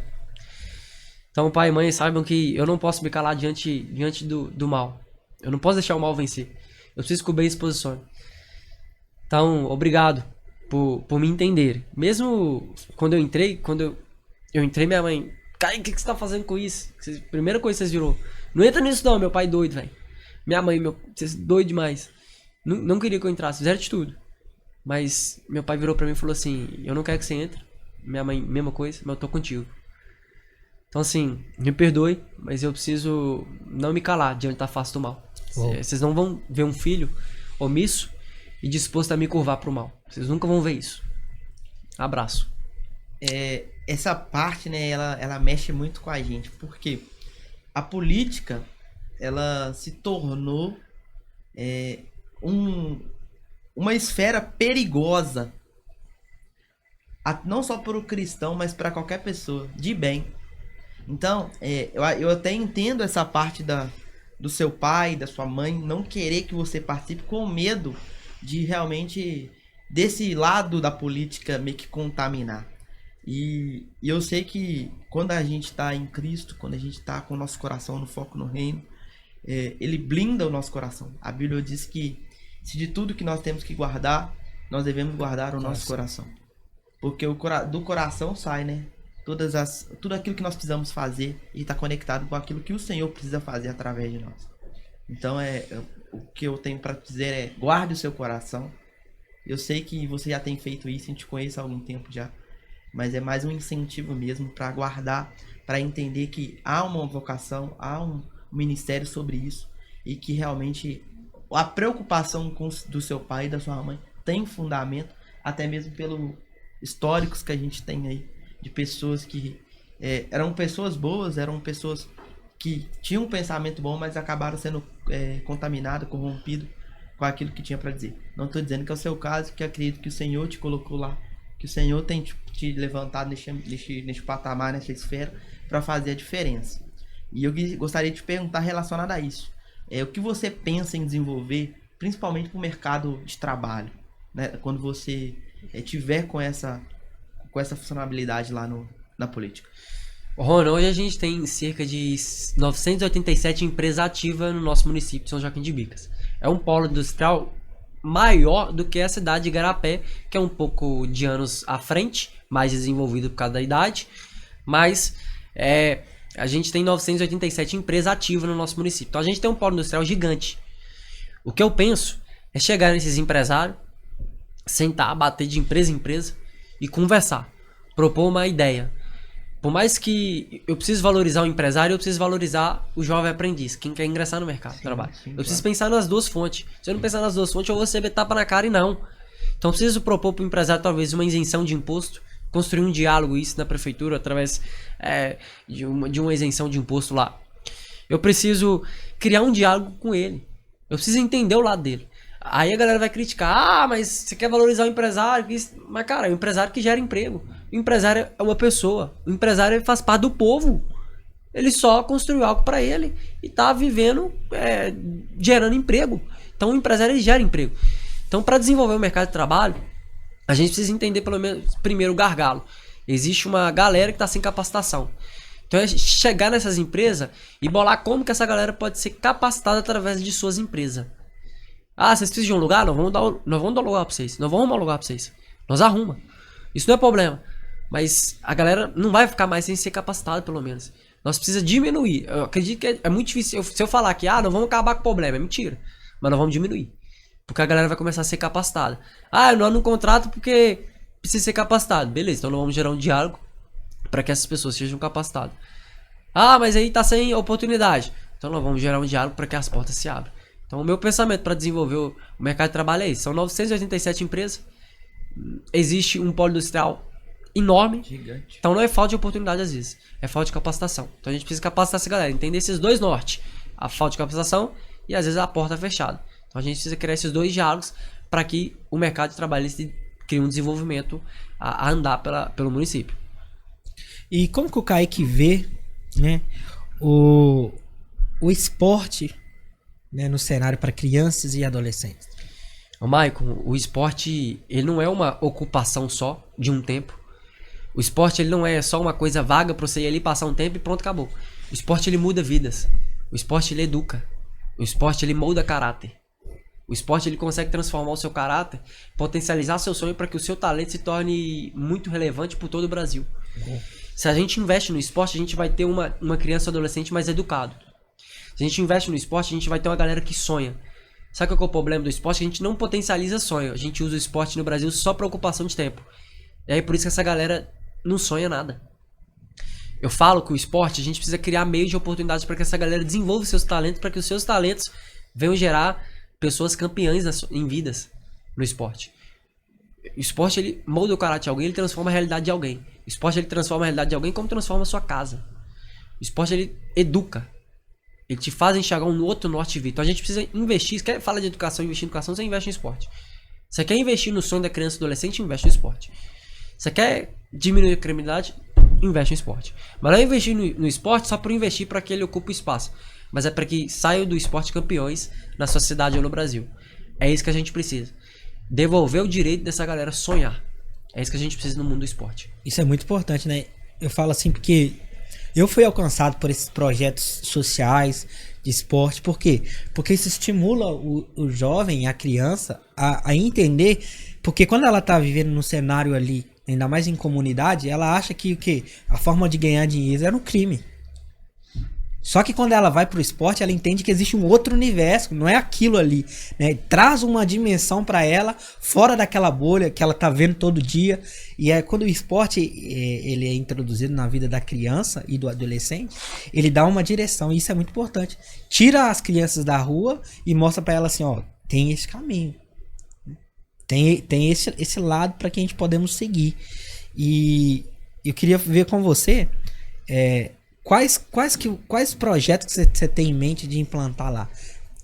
Cara, a gente precisa criar um incentivo ao empreendedorismo. Então a galera que ama empreender, não quer trabalhar de CLT, quer empreender. Tem umas meninas que são potência em empreendimento. Então a gente precisa valorizar essas meninas. Tem meninas que são, potência para ensinar alguém. Então a gente precisa valorizar essas meninas para que essas meninas deem cursos. Criar os espaços para que essas meninas sejam ali relevantes para ensinar outras meninas a vencer e guerrear na vida. Porque mulher, nem toda mulher vai querer ali viver talvez de um homem. Então a gente precisa potencializar essas meninas para que essas meninas potencializem e desenvolvam o sonho de outras meninas. A gente precisa criar um incentivo ao empreendedorismo através de desburocratizar, facilitar o funcionamento ali do alvará, facilitar ali para retirado de um alvará. Então o incentivo do empreendedorismo é isso. A gente precisa, hoje a gente tem no Brasil, mas no município no Brasil, crianças atípicas triplicando. O autismo está aumentando. Então, a gente precisa pegar isso e criar um plano de desenvolvimento individual dentro das escolas. Capacitar os professores. Porque inclusão, Rony, Michael, inclusão não é botar você sentado da forma que eu quero. Inclusão é você viver no meu mundo da forma que você é. Inclusão é isso. Então a gente precisa pegar essa galera e capacitar os professores, criar um plano de individualização para que essa galera seja ali, adapta dentro da escola, dentro da inclusão. Criar ali um amparo para as mães de crianças atípicas, criar ali um desenvolvimento de terapia. A gente precisa disso. Hoje no nosso município a gente tem um grande problema que é a falta de fonoaudiólogo. Se é um grande problema, a gente tem que então valorizar esse mercado. Vamos valorizar, vamos triplicar o salário. Se é essa a alternativa, vamos tentar fazer. Mas o que a gente não pode deixar da forma que tá. Então, se a gente quer pensar para que não vire um gargalo lá no futuro, é abraçar agora. Então a gente precisa criar uma rede de amparo para crianças atípicas. A gente precisa desenvolver um plano individual para essas crianças atípicas e amparar as mães e o pai para que essas crianças tenham terapias mais desenvolvidas. Isso que você falou aí, em relação até às crianças que talvez não tenham o acesso necessário, é o que você falou, capacitar pessoas para ter um contato direto com essas pessoas. E vocês falando aí também sobre o esporte, eu lembrei de algo muito especial, porque agora há pouco, né, tivemos as Olimpíadas. E o interessante é que a gente vê as Olimpíadas lá, e a gente vê o Brasil ganhando algumas medalhas e tal, mas a gente vê alguns outros países, tipo, destruindo realmente muito à frente, bem alavancados nas medalhas de ouro, nas medalhas prata e bronze, quando outros países não tem esse mesmo coisa. Então a gente vai ver algum brasileiro lá ganhando bronze e comemorando, e a gente não entende o quão foi difícil ele chegar ali naquela medalha de bronze. Isso por quê? Porque no país não tem o incentivo que talvez os Estados Unidos tenha, ou que a China tenha, ou que os outros países mais desenvolvidos nessa área tenha. Então a gente abre a boca para criticar, o Brasil não ganha ouro, o Brasil não se destaca lá, mas o negócio não é lá nas Olimpíadas, o negócio é no início. Algo interessante que você falou, hoje no nosso município nós temos tido uma potência de começado a criar um centro olímpico. Cara, Ótimo. dentro de um centro esportivo lá nós temos um ginásio gigante de quadra, temos um campo top que Cruzeiro, Atlético Sub-20 mandaram o jogo lá esses dias, eles ligam pro secretário querendo mandar jogo lá. A gente tem natação agora. Então tem que se tornar um centro olímpico. Então a gente precisa pegar a natação, essa galera que sonha em natação para que eles nadam e sejam campeões, criar campeonatos. A gente precisa criar. Cara, eu vou falar uma coisa aqui. Eu entrei em contato com alguns amigos do Atlético e do América. Sabe quantos que eles cobram pra ir na cidade? Selecionar atletas pra jogar lá? Nada. Eles não cobram nada pra ir lá, tirar um tempo pra selecionar atletas, pra criar uma oportunidade. Você pensa, mano, a gente dando oportunidade pra essa galera, como é que essa galera não vai se desenvolver em educação e disciplina na escola? Você pensa como é que essa galera não vai ser desenvolvida a voltar a sonhar, esses crianças e adolescentes? Através de uma simples oportunidade. Os caras não cobram nada. Então, assim, a gente precisa criar esses meios de relacionamento com esses meios esportivos para que essa galera volte a sonhar, potencializar através de campeonatos, potencializar através de oportunidades. Então, assim, basquete, karatê, que é uma potência no nosso município. Cara, quantas às vezes nós não perdemos talentos lá anos atrás por não ter oportunidade. Quem sabe ou não criar uma Bolsa Atleta? Eu sei que é complicado, mas quem sabe ou não, o Estado hoje tem o Bolsa Atleta, então quem sabe ou não gerar pelo menos uma parceria com o Estado do governo de Minas para que forneça alguma Bolsa Atleta para a nossa cidade. Então, assim, a gente precisa disso. É o que eu penso sobre o esporte. E essa área do esporte, ela, quem é mais, talvez, mais novo, né?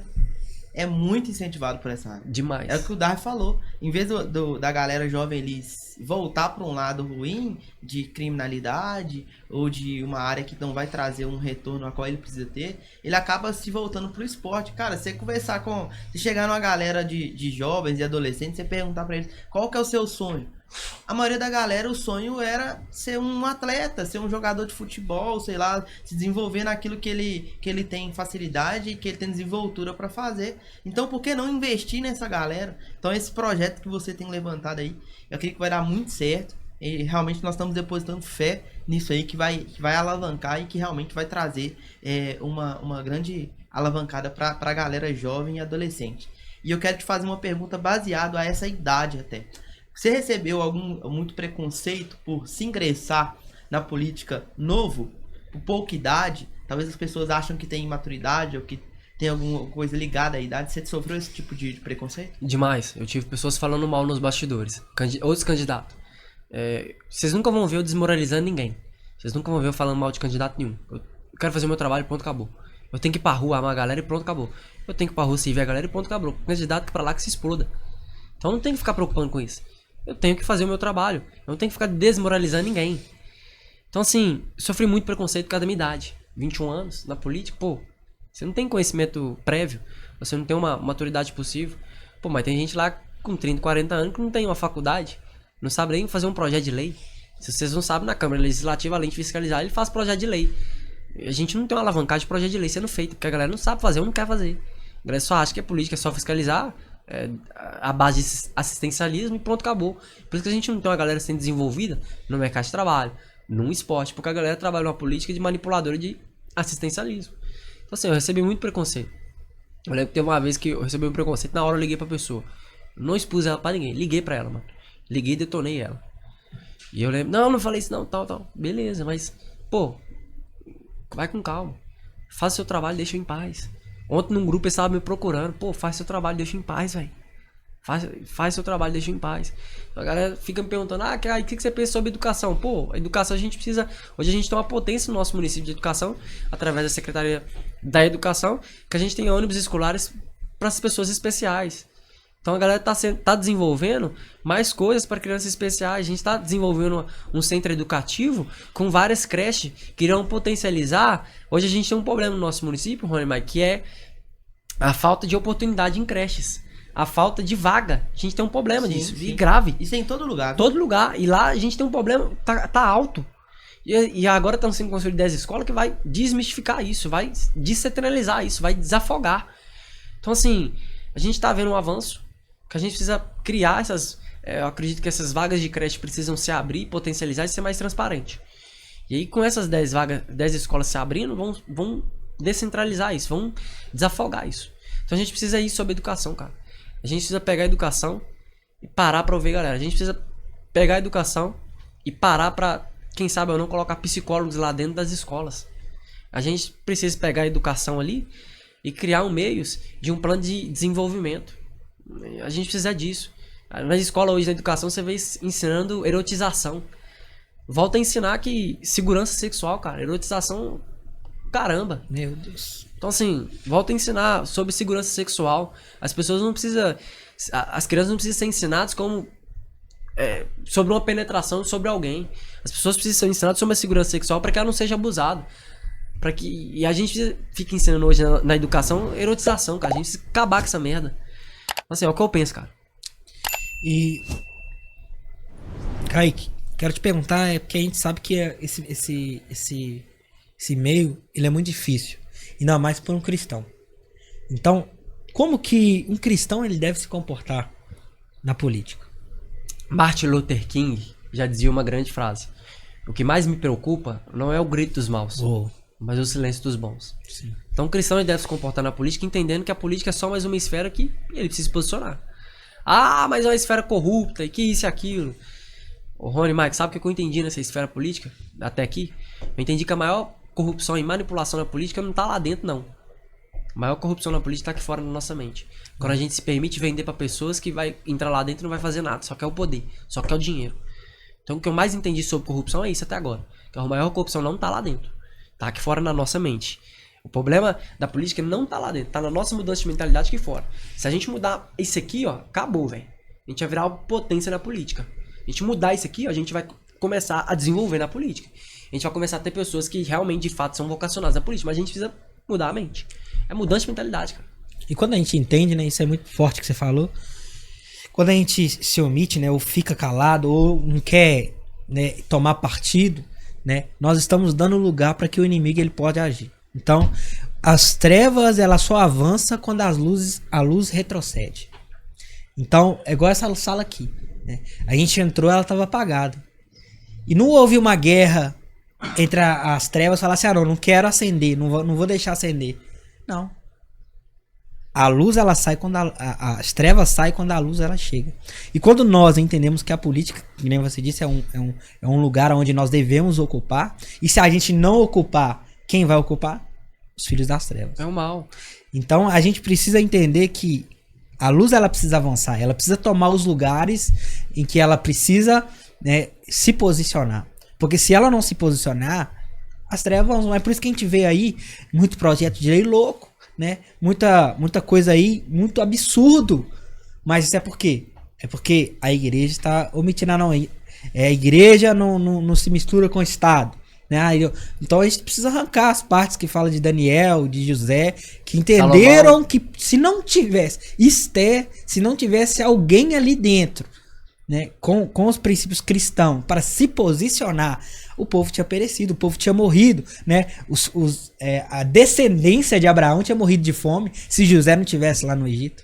Então a gente precisa entender que a igreja, a luz, precisa tomar o lugar que ela precisa se posicionar, porque senão aí vai ter isso aí, ó, banheiro para unissex, né? Essa maluquice aí de ideologia de gênero. Então, se imagina, somos poucos lá, a gente tem essa ideia. Mas se não tivesse alguém pra lutar, fala assim, não, isso aqui não vai ter não, cara. Porque se não tivesse alguém lá, essas coisas já estavam em vigor aí. O que você acha sobre isso? Todas as coisas cooperam para o bem daqueles que amam a Deus. Toda vez que um cristão deixa se posicionar na política, ele tá cooperando para que o plano de Satanás ele vença. Oh. Toda vez que um cristão deixa se posicionar na política, ele tá cooperando para que o plano de Satanás seja aquele, silenciar as vozes do bem. O plano de Satanás é esse, ele não quer que o bem se levante, ele não quer que o bem se posicione. Então todas as vezes que um cristão não se posiciona na política, ele não, pelo menos ele não vota em um cristão, cara, ele tá cooperando pro mal. O que eu mais ouvi na política até agora são pastores omissos, um público cristão 50% omisso da política. Ah, mas eu tô decepcionado com a política. Beleza, mas se você não se posicionar, o mal vai sempre vencer. Sim. E a responsabilidade maior tá sobre você, não tá sobre a galera lá de fora, não. Então, assim, o que eu mais vi na política até agora é isso, um público cristão que não quer saber da vida, não quer saber de se posicionar, e aí a gente vai ver o mal vencendo, a gente vai ver um público cristão que grita, eu não sou contra o aborto, mas na hora de se posicionar não se posiciona, e a gente tá se tornando um hipócrita, não faz sentido. Então, assim, a gente esquece que quem elege somos nós. A gente esquece que qualquer público pode eleger através da votação. Então, assim, cara, a gente precisa acordar. Eu entendo que a decepção nossa, eu entendo. Eu não tiro esse problema do nosso coração. Mas se a gente não se posicionar pelo bem, o mal sempre vai vencer. Ninguém para um povo posicionado, indignado, com a luz prestes a ser iluminado nos lugares escuros. Ninguém para. Ninguém. Sabe o que a gente precisa na política? É que Davi se levanta. Eu me sinto um Davi. Franzininho. Pouca idade. Mas disposto a derrubar os Golias que tem na política. Eu me sinto esse cara. Eu sou um Davi, cara. E esse posicionamento é muito importante, né? É o que o Davi disse. Se a gente não levantar a nossa voz, não impedir com que coisas contra a própria Bíblia aconteça, eles vão tentar acabar com isso. Então, cada dia que se passa, vai ficar mais difícil, não só no meio do cristão, mas também no meio da política. A política, ela tá aí para servir a sociedade. E a visão de muitos políticos é que eles precisam ser servidos. Que eles precisam ter auxílio terno, que eles precisam ter auxílio viagem, que eles precisam ter carro próprio. Carro próprio. Quando eles esquecem que ele tá naquela posição ali porque ele precisa servir. Tem uma passagem lá em Esté. Se eu errar o capítulo aqui, vocês me perdoam. Que aqui tá no capítulo 4, a partir do verso 12 ali. Que fala sobre um levantamento sobre um povo querendo destruir os hebreus ali. Querendo destruir o povo do Senhor. Então, Mardoqueu chega até a rainha Esté e fala com ele. Será que você não tá nessa posição justamente por esse motivo? Uou. Será que eu não te coloco? Será que o Senhor Jesus, o Senhor não te colocou como rainha exatamente para essa ocasião? Então eu acredito que todos os cristãos que estão se envolvendo na política é exatamente por esse motivo, para se posicionarem. E tanto que ela se posiciona diante da situação. Ela poderia muito bem omitir e falar, não, mas se eu falar com o rei, ele pode me matar. Aí ela fala assim, orem por mim, jejuem por mim, eu e a minha serva também iremos fazer isso. E eu irei falar com o rei, mesmo que eu morra, mas eu não serei omissa. E ela vai, Nossa. E a gente conhece a história, e o povo é todo liberto. E aqueles que queriam destruir o povo de Deus, acaba sendo destruído. Então eu acredito que os cristãos que estão ali na política, estão sendo levantados por Deus realmente para se posicionarem e para dizer que realmente existe uma força, uma potência na política e ela precisa ser exercida pro lado cristão.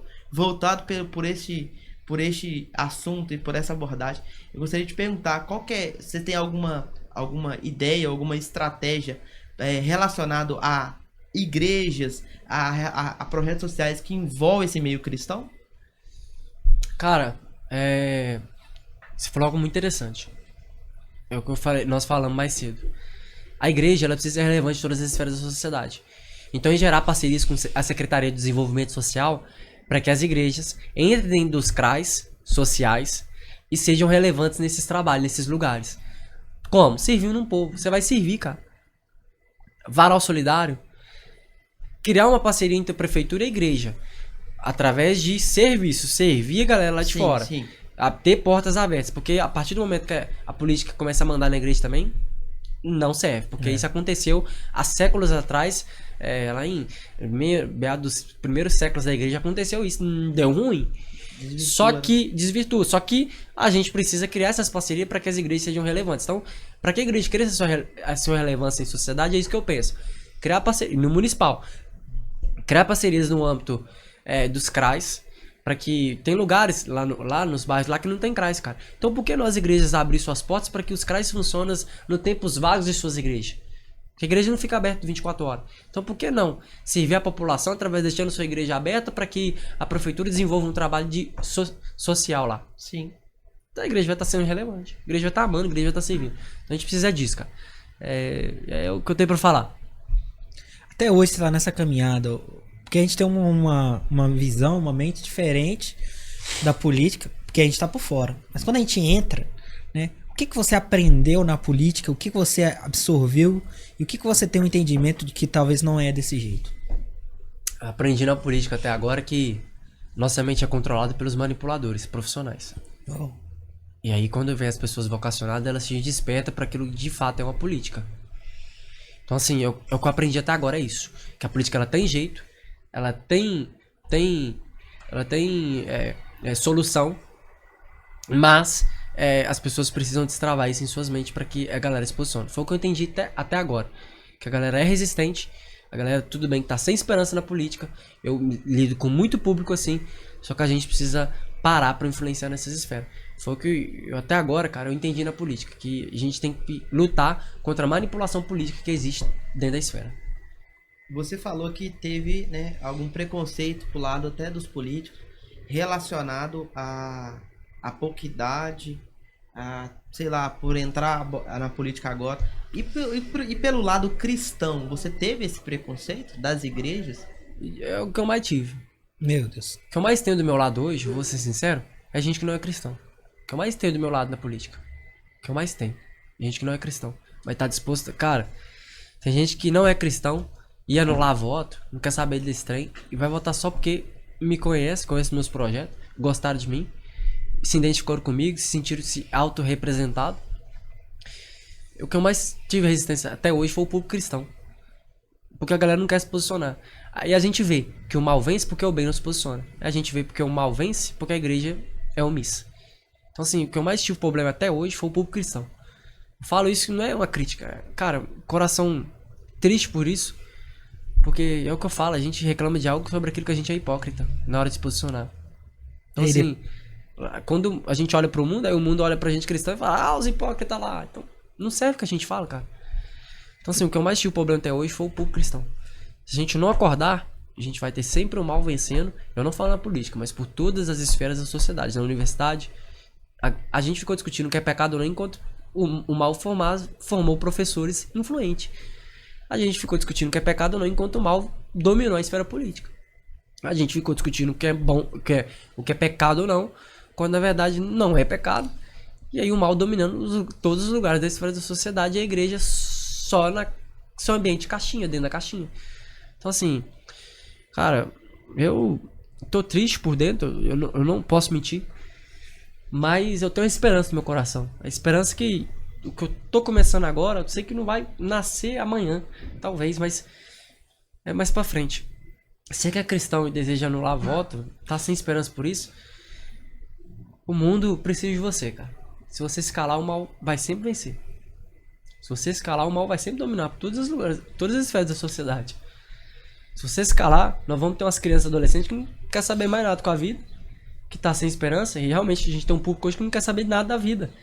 Mas é porque o bem, em vez de incentivar e impulsionar, se calou. Então, assim, a gente precisa disso, cara. Pessoas posicionadas e dispostas a servir um povo. Porque depois a gente vai sofrer as consequências, né? Porque depois que já é lei, já está em vigor, irmão, não tem como você fazer Falou mais tudo nada. agora. Aí que a igreja vai acordar. A gente precisa, né? Tem uma frase que a gente usa muito, né, Rony? Quem antecipa governa. Nossa. Quem antecipa governa. Então, se a gente, né, ficar omisso, segurar e chegar na hora para se posicionar, vai ser tarde demais. E aí? E as crianças? E o futuro? E a igreja? Porque a gente precisamos entender que a igreja, ela tá inserida no governo, em um país e em um mundo. Claro que a gente estamos ansiando a volta de Cristo. Sim, nós ansiamos por isso, Maranata.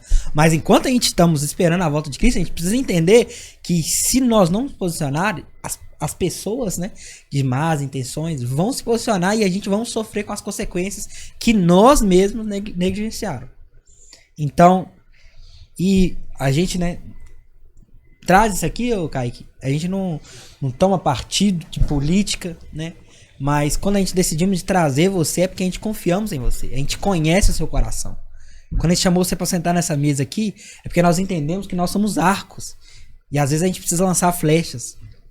Porque se nós nos calar, fechar os nossos olhos para isso que está acontecendo no país, nós vamos sofrer as consequências. E as crianças, e os adolescentes, os jovens, a família brasileira, ela vai sofrer.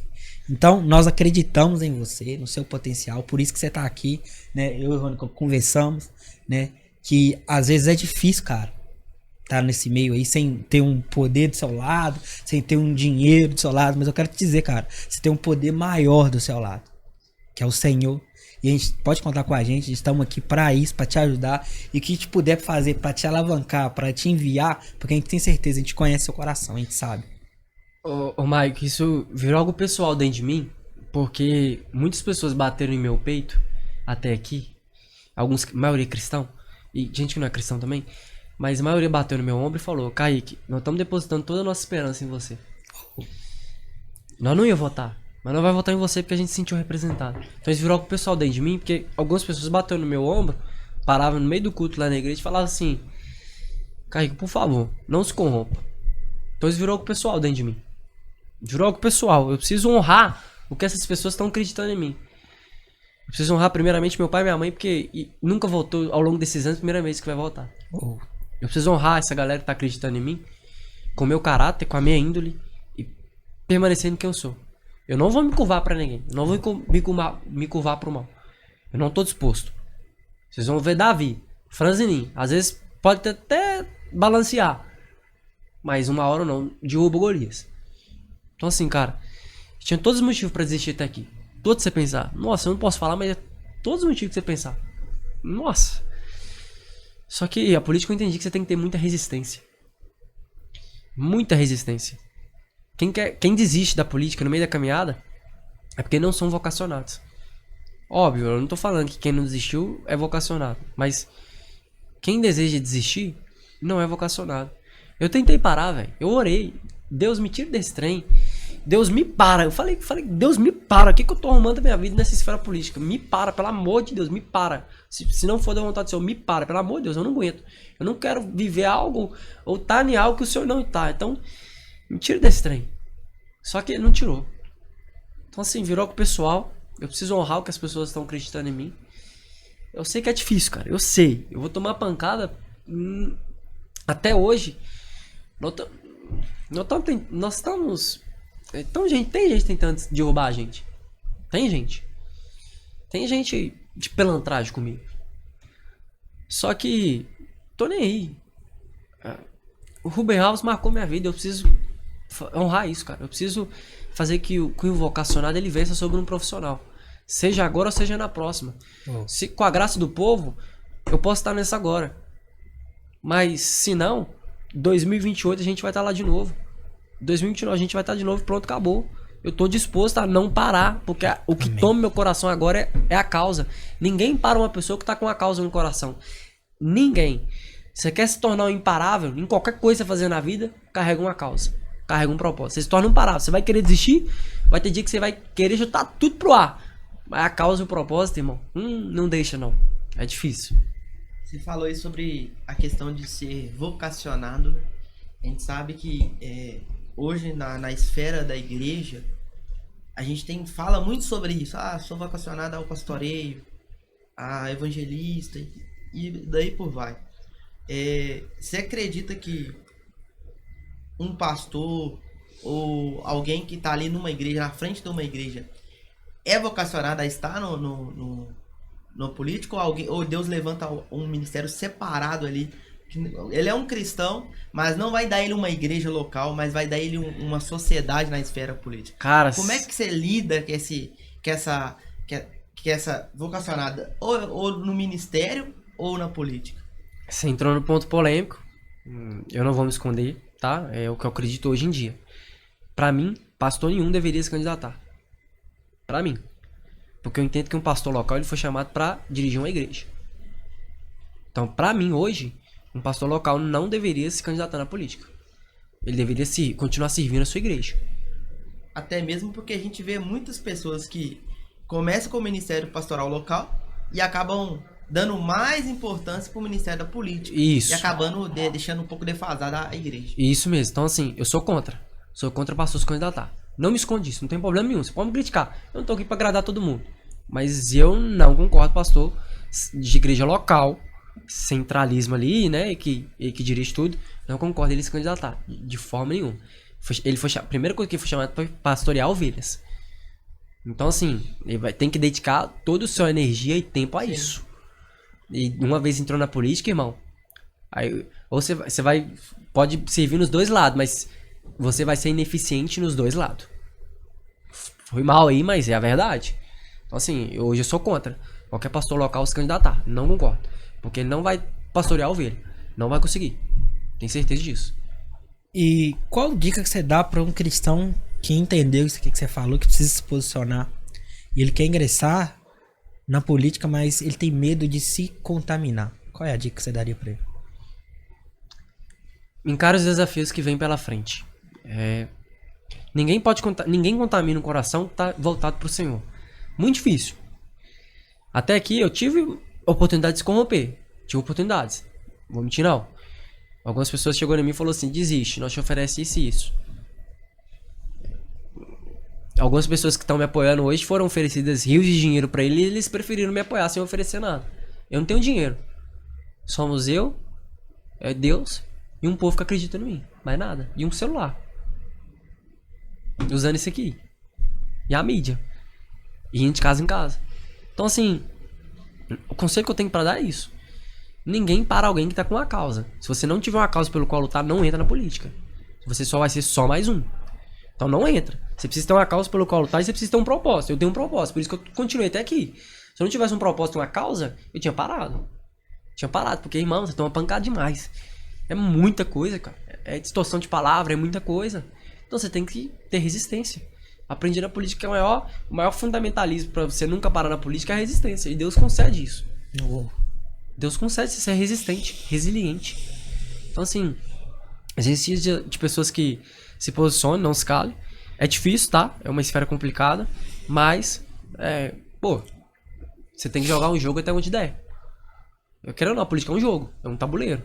Até onde der pra você ir, você vai. Pronto, acabou. Até não der, pronto. Só se curvar pros caras. Só você não se curvar. Eu não me curvei até aqui. Não me curvei pra ninguém. Tem gente que não gosta de mim. Tem gente que não gosta de mim, de fato. Não gosta. Porque eu não me curvo. Ah, mas aí você não vai chegar lá. Problemas. Eu pelo menos não vou negar minha fé. Eu pelo menos não vou negar meus princípios. Pelo menos eu não vou ser um covarde. Eu conheço pastores hoje que compram voto, velho. Isso é uma vergonha. Nossa, você tá doido. Então assim, velho. A gente chegou até aqui agora, até hoje, sem comprar nenhum voto. Ah, mas é difícil. Eu sei que é, cara. Dinheiro na política ajuda muito, tá? E é necessário. É necessário. É uma ferramenta. É uma ferramenta, e muito. Só que até hoje a gente não usou nada, cara. A gente não tem. O partido não mandou nada. A gente não tem nada. Nem se mandar a gente usar, cara. Então assim, não tem o que fazer. A gente tem Deus com a gente. Estamos sozinhos. E o povo acreditando na gente, mais nada. Se o povo quiser, tamo lá. Com a bênção de Deus, estaremos lá. Pronto, acabou. Mas a gente não vai usar a ferramenta política pra manipular ninguém. Eu não vou ser um manipulador. Chega disso. Se for pra ser um manipulador, eu preciso ficar onde eu tava. E pronto, acabou. E como que você pretende, já tem feito isso, né? Eu acredito, conciliar política, essa pré-candidatura, né? Igreja e família. Como que você tem equilibrado tudo isso? É difícil. Muito difícil, tá? Por exemplo, eu tenho que sair daqui hoje e pregar à noite, numa igreja. É difícil, só que dá pra conciliar. É só se ter organização. É muito raro eu faltar num culto depois da política. Eu faltei alguns, mas é muito raro. Muito raro, eu consigo ir. De fato ir. Se eu ganhar então, é aí que eu consigo ir mesmo. Porque é normal. Você vai ter sua vida cotidiana normal. Você vai separar as coisas para tempos intencionais. Então assim, dá pra conciliar. Dá pra ter um tempo com família. O dia que eu mais fico em casa com meu pai e minha mãe é domingo. É sábado às vezes, de manhã. Muito raro nessa candidatura. Mas domingo eu fico mais à tarde, à noite. Eu tento dedicar meu pai e minha mãe, conversar com eles, assistir um filme junto. Muito raro. Então assim, não correria, mas eu consigo conciliar. Consigo sair, consigo almoçar com eles. Então assim, dá pra fazer. Não é difícil não. O que você precisa ter organização. É logística. E Kaique, quais são os seus valores inegociáveis? Família. Ninguém para. Família foi feito pra comunhão, relacionamento. Então, família, isso pra mim é negociável. Os valores inegociáveis é não me curvar pro mal. O valor inegociável pra mim é não negociar princípios. Não negociar quem eu sou. Valores inegociáveis pra mim é não negociar o meu caráter. Porque agora eu sou um político, mas antes eu era uma pessoa, pode dizer, comum. Então, pronto, acabou. Eu tenho que ser aquilo que eu era 2 anos atrás, 1 ano atrás. Eu vou continuar sendo a mesma pessoa. Tudo que a gente faz é reflexo daquilo que a gente planta lá atrás. Então, Kaique, como não se corromper? É só você ter o reflexo daquilo que você é hoje, pronto, acabou. Você não se corrompe, é reflexo.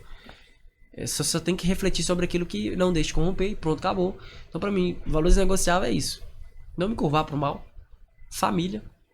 Não apoiar o que ideologia diz, X ou A. Tô cansado de ouvir ideologia.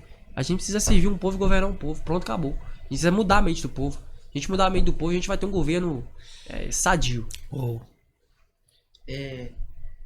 Assim como você na esfera política, nós aqui também, através do nosso podcast, nós temos 2 objetivos, né? Primeiro é levar o reino, colocar as bases cristãs como para consolidar o que nós estamos fazendo e entender que uma vocação, é algo que o Senhor nos chamou para fazer e que nós precisamos fazer. Só que a gente também lida muito com a exposição.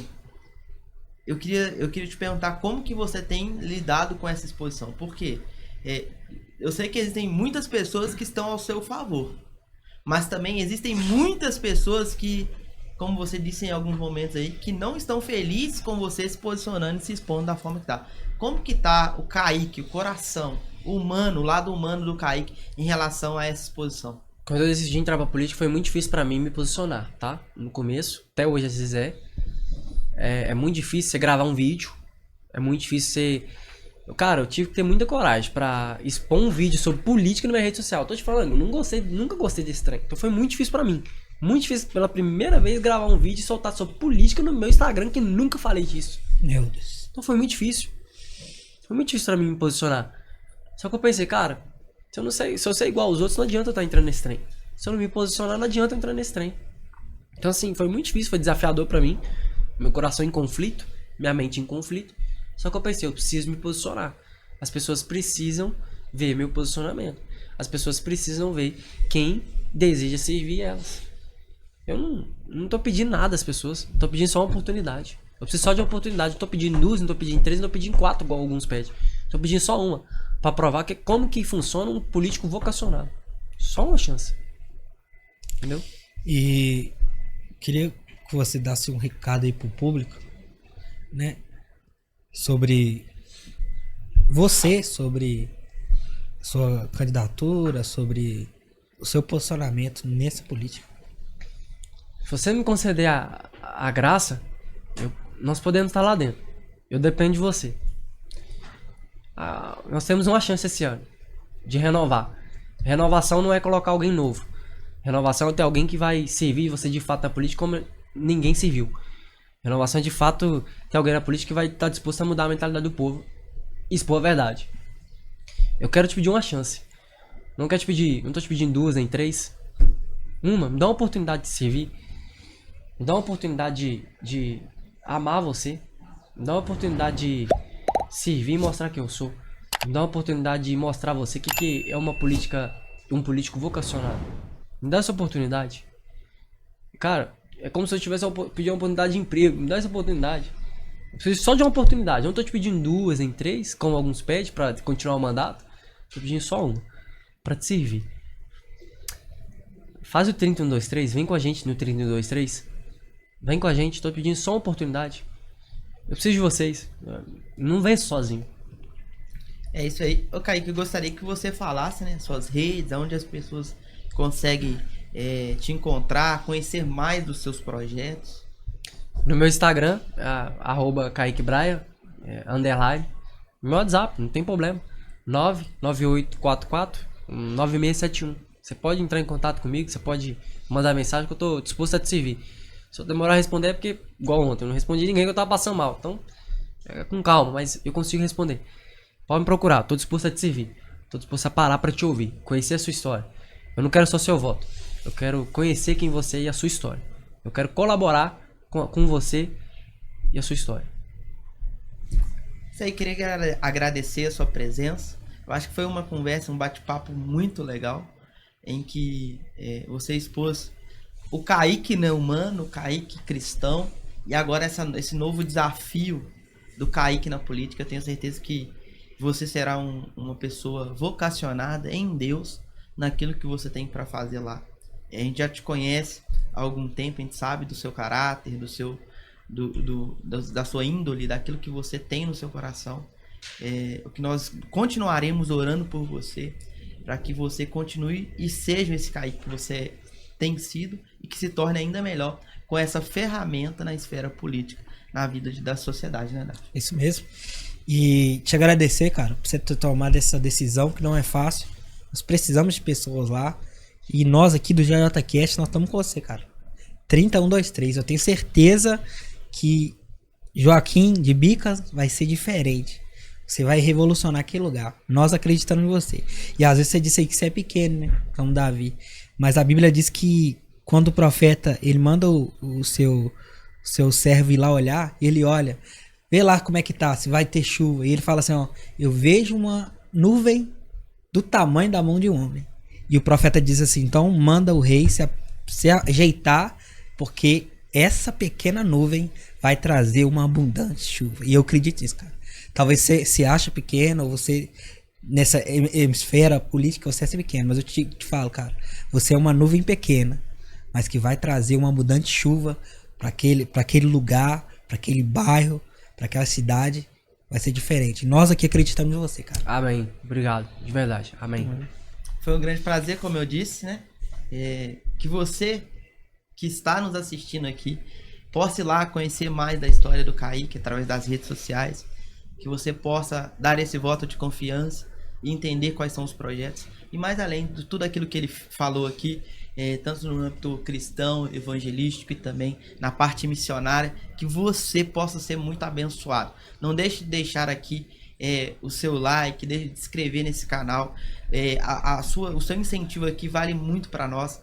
A gente tem essa ferramenta do YouTube e das redes sociais, em que quanto mais pessoas se engajam, mais pessoas se comunicam, mais esse conteúdo ele se expande e ele é oferecido para pessoas que talvez estão precisando deste recado, que já está desacreditado em todas as áreas da sua vida. Você pode ser esse arco também, juntamente conosco, para enviar essa solução para a vida dessa pessoa. Obrigado por nos acompanhar até aqui. Eu quero pedir você para digitar aqui, você que acompanhou até o final, que foi até o final com a gente, cara, é aquela frase, fui até o final. Deixa aí. A gente vai entender que você, nos comentários, que a gente vai entender que você ficou com a gente aí até o final. E é um grande prazer ter você aqui. Não deixe de ir lá, dar uma olhada também nos planos lá de membros, para que você também faça parte efetivo desse canal, né, Davi? Isso mesmo. E às vezes as pessoas acham assim, estão vendendo, mas não é, galera. Tudo isso aqui, tá vendo essa estrutura, essa câmera, esse microfone? Quem dera nós pudesse chegar, né, Kaique, nos fornecedores, falava assim, não, o sangue de Jesus já pagou, né, não precisa pagar mais. Não, eles querem recurso.